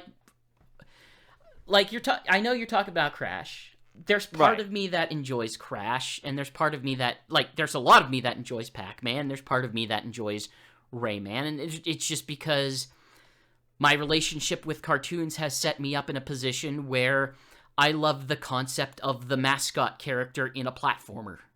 Yeah, and some of Rayman didn't really lean too much into where we were as a culture at that moment. Yeah. It's a little bit more of a timeless character, so Rayman hasn't really had to change that much. Now, there's some things. There's some things in the Rayman universe that are like. There's some complications, yes. But it's not full on Crash Bandicoot problems. No. Or Banjo-Kazooie has a very specific issue. He has a name. There's two now. I mean, a lot of the very specific issues that Banjo-Kazooie have is also the issue that Crash Bandicoot has. Right. Yeah, exactly. And in both cases, they have names. Like you can name the problem. And so Sonic, luckily, doesn't really have to deal with that. Admittedly, the way culture has kind of developed, it has less of a problem. Obviously, it's not going to make you happy. It's not really going to make me happy, but I've learned to live with it. But, culture is a bit more okay with some of the weirder ends of Sonic, we'll say. A little bit more. That's a way of saying it, yes. But they have had to navigate, and I know they've had to navigate that character's evolution that was mandated by essentially a path they set themselves up on, because there was that weird. Were they the ones who described him as having attitude, or was that forced upon them? It was certain that started. I think the attitude was much more heightened in the U.S. because He doesn't really. They were the U.S. brand of marketing, Sega, and the Japanese brand of marketing in Sega.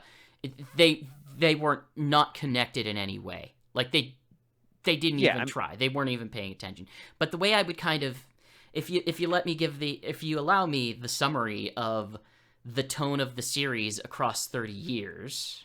Right. He started as like he's just the little smart aleck voiced by Julia White, and in a very tepid way. It's not really reflected in the game, but he'll occasionally like wag his finger and right in the games he's a cartoon character. Then he went away over the course of the Saturn. He came back in the Dreamcast era whenever, near as I can tell, this is only a theory of mine, but Yuji Naka got a bug up his butt about Sonic needing to be in the real world, right. And he kind of didn't develop a personality to go with it. So he basically went, and he certainly didn't develop a personality when he went through the 4Kids era, so that lasted for years even after Yuji Naka left. And then as of late, from I would say Sonic Unleashed onwards, it was willing to become a little bit more goofy instead of the weird seriousness that it sort of felt it needed to be through the GameCube era and early HD era.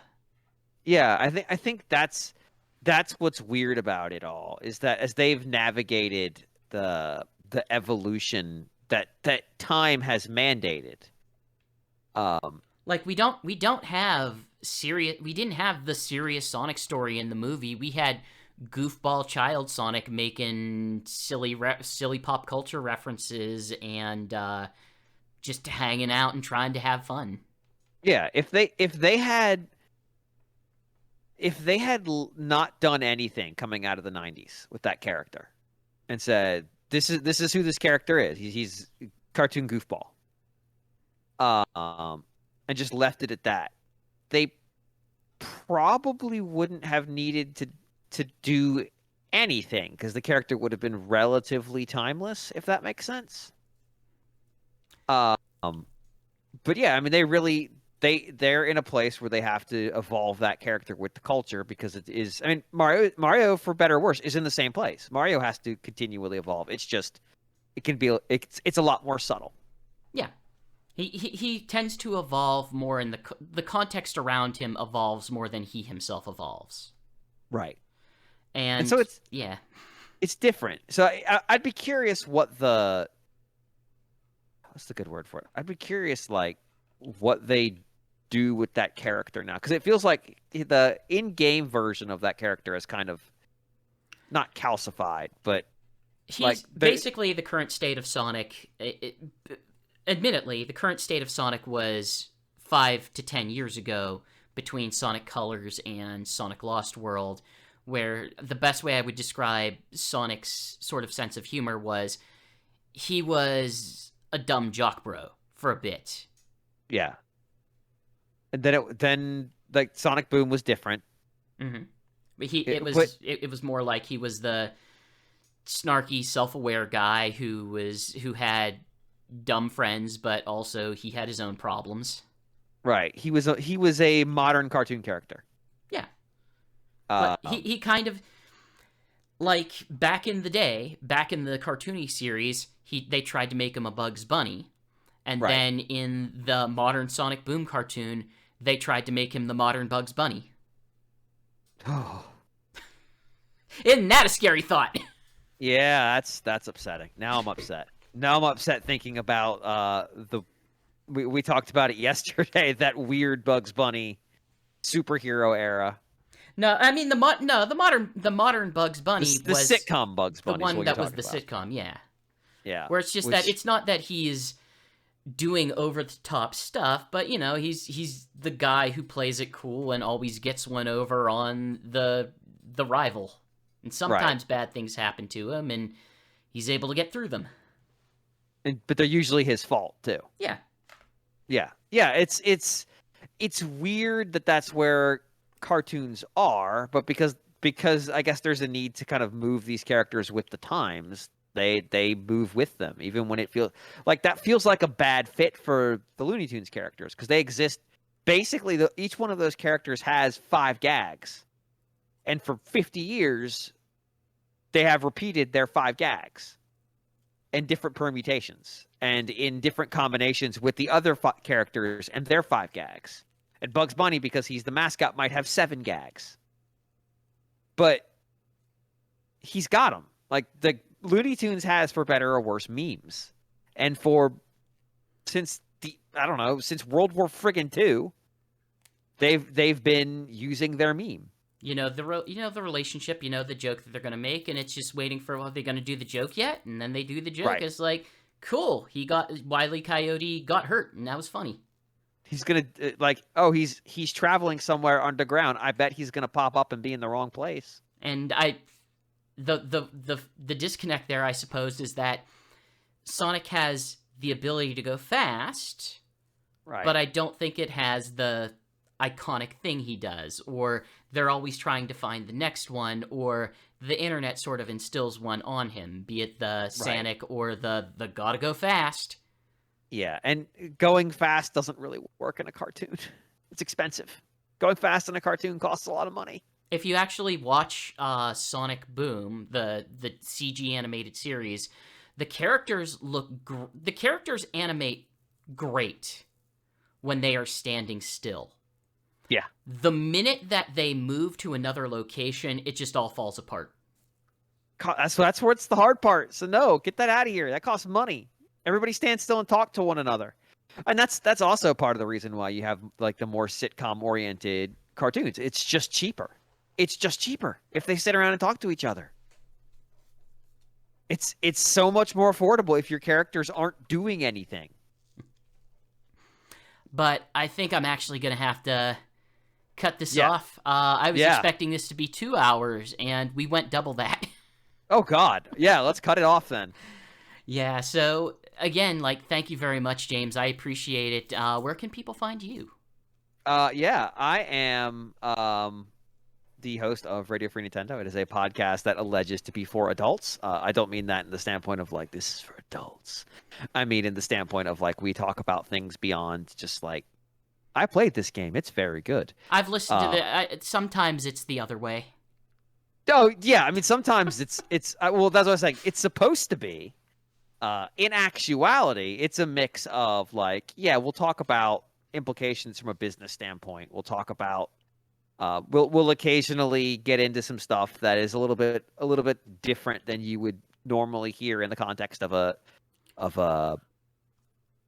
the way I would put it is I enjoy things like Giant Bomb and Waypoint, but generally speaking, those guys know jack all about Nintendo. They can't speak about it in a high level way. That's whenever I go to you guys who have followed it and know the players and sort of have a greater sense of the philosophies behind it. Yeah, and I appreciate that because that's important to us, but at the same time, I don't begrudge them for not understanding Nintendo because it's a futile effort. Well, you have to generalize whenever you're in a position like that. Right. Yeah. So don't try. But listen, last Bombcast I was listening and they were bringing up the question of basically, you know who it is that's bringing this up, but bringing up the question I'm seriously wondering, was Sonic ever good? And my response is, you haven't played a Sonic game in 15 years. You don't know jack about Sonic being good or not. I'm trying to think what would you say is the last unambiguously great Sonic game? I have I'd say it's going to be other than Mania. We'll say other than Mania. Yeah, I would guess you're going to say CD. I'm going to say Generations. Okay, Generations. The thing that Generations does that not a lot of games do is that it has an attention to detail that a lot of the other games don't. That's important. It doesn't have the same budget as an Unleashed, but by then it understood, hey, this is how to make one of these games. We are going to focus on how this character feels, and we're going to add a lot of it did the Mania thing before Mania did it, where it's like we're confident enough of what we're doing that we can also add these little details like, yeah, you'll recognize this. You'll recognize that we care about what we're doing. I like that. Like that matters in like a really important way that I wonder sometimes if companies that have devoted fandoms understand. Which is a tough thing to say because it's easy to go like, you people don't get it. But I get it. Absolutely get it. It's I mean, there's an episode of RFN where I talk about the SNK collection for an hour because how much they got it. Would Super Mega Baseball be as good if it didn't have all the little attention to details that it had? No, absolutely not. One of the things that delighted me so much was I didn't want to face one of their batters, so I threw at his head. Like I could have just walked him, but I was like, no, I'm gonna knock this dude out. It's a video game. Who cares? And somebody thought of that, and they're like, absolutely not. We're not allowing that. And they just completely wrecked the psyche of my entire team to punish me for it. I tweeted. I didn't even at them. I tweeted like this narrative of me trying to make payroll, and they liked it, even though I was making fun of them at the time. But yeah, that having to go like, okay, I'm gonna make payroll for this team, which why would you do that? Was great. It was great. Like there's so many little things that they put into because they care. That game's not great. That game's got issues. On the Switch, it's got weird bugs. But yeah, it's that care that I think comes through to the core of your audience. It may not come through to an extended audience, which if you're making something like this new Sonic game, you've got to hit with because that game's going to cost a buttload of money. Mm-hmm. But to your core, it will matter. And I think that's probably the one place where this franchise needs to most tend its garden. Yeah. Because there is, and I say this as an outsider, I see it. The Sonic cycle is a fun meme to talk about. But I do see like, oh god, like it's a lot more diverse than that thing right. sort of implies whenever it was, we'll say, developed in, was it 2010? Yeah, probably around there. But you do see like there was not a Stockholm syndrome, the opposite of that. Like god, again, when we first started hearing about stuff in Sonic Colors, the Sonic Colors remake. Yeah. Like when and it was like, and not just like outside, but like you could hear it from inside the fan base. Right, and that's what I'm talking about. I'm not talking about outside. I don't care what the outside is saying at all in this context. Like from the inside, and this is why I say they need to tend their own garden. It wasn't just like, oh man, this thing's got bugs in it. That stinks. It was like, this was a good game. Right. Why did you do this to a good game? But also, it wasn't like shock, which is what you should have expected there, or even surprise. It was resignation. It was, of course. Why did I expect differently? And not everywhere, obviously, and not everyone had problems with the game, but there was enough of that. You shouldn't see any of that.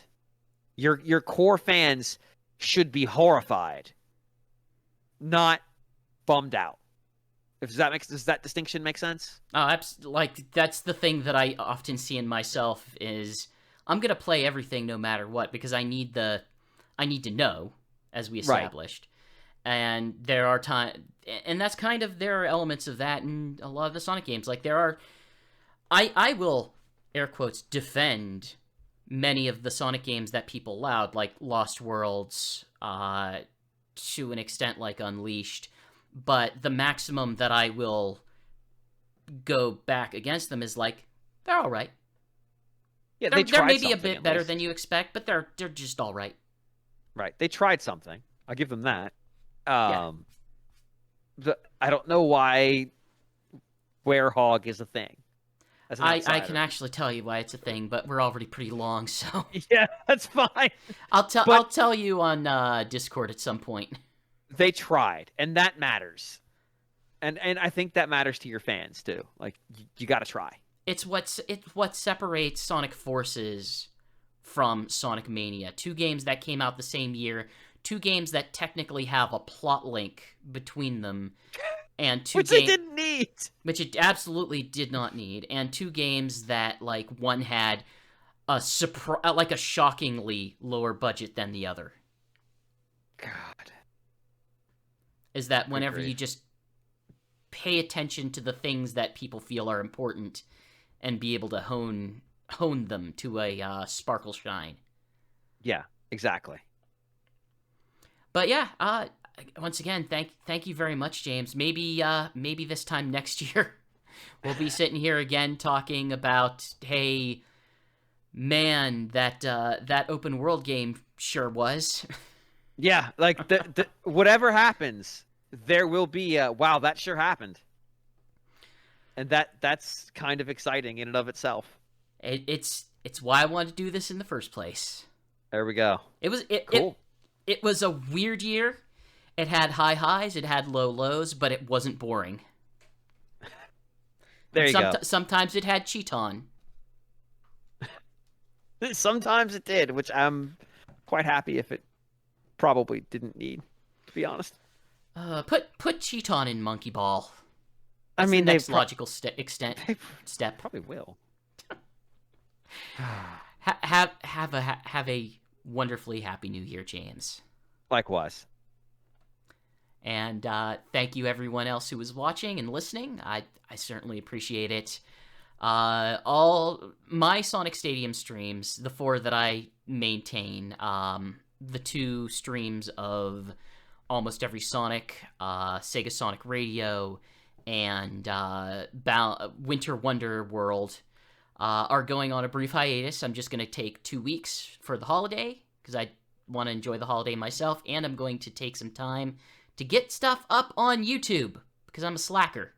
Hey.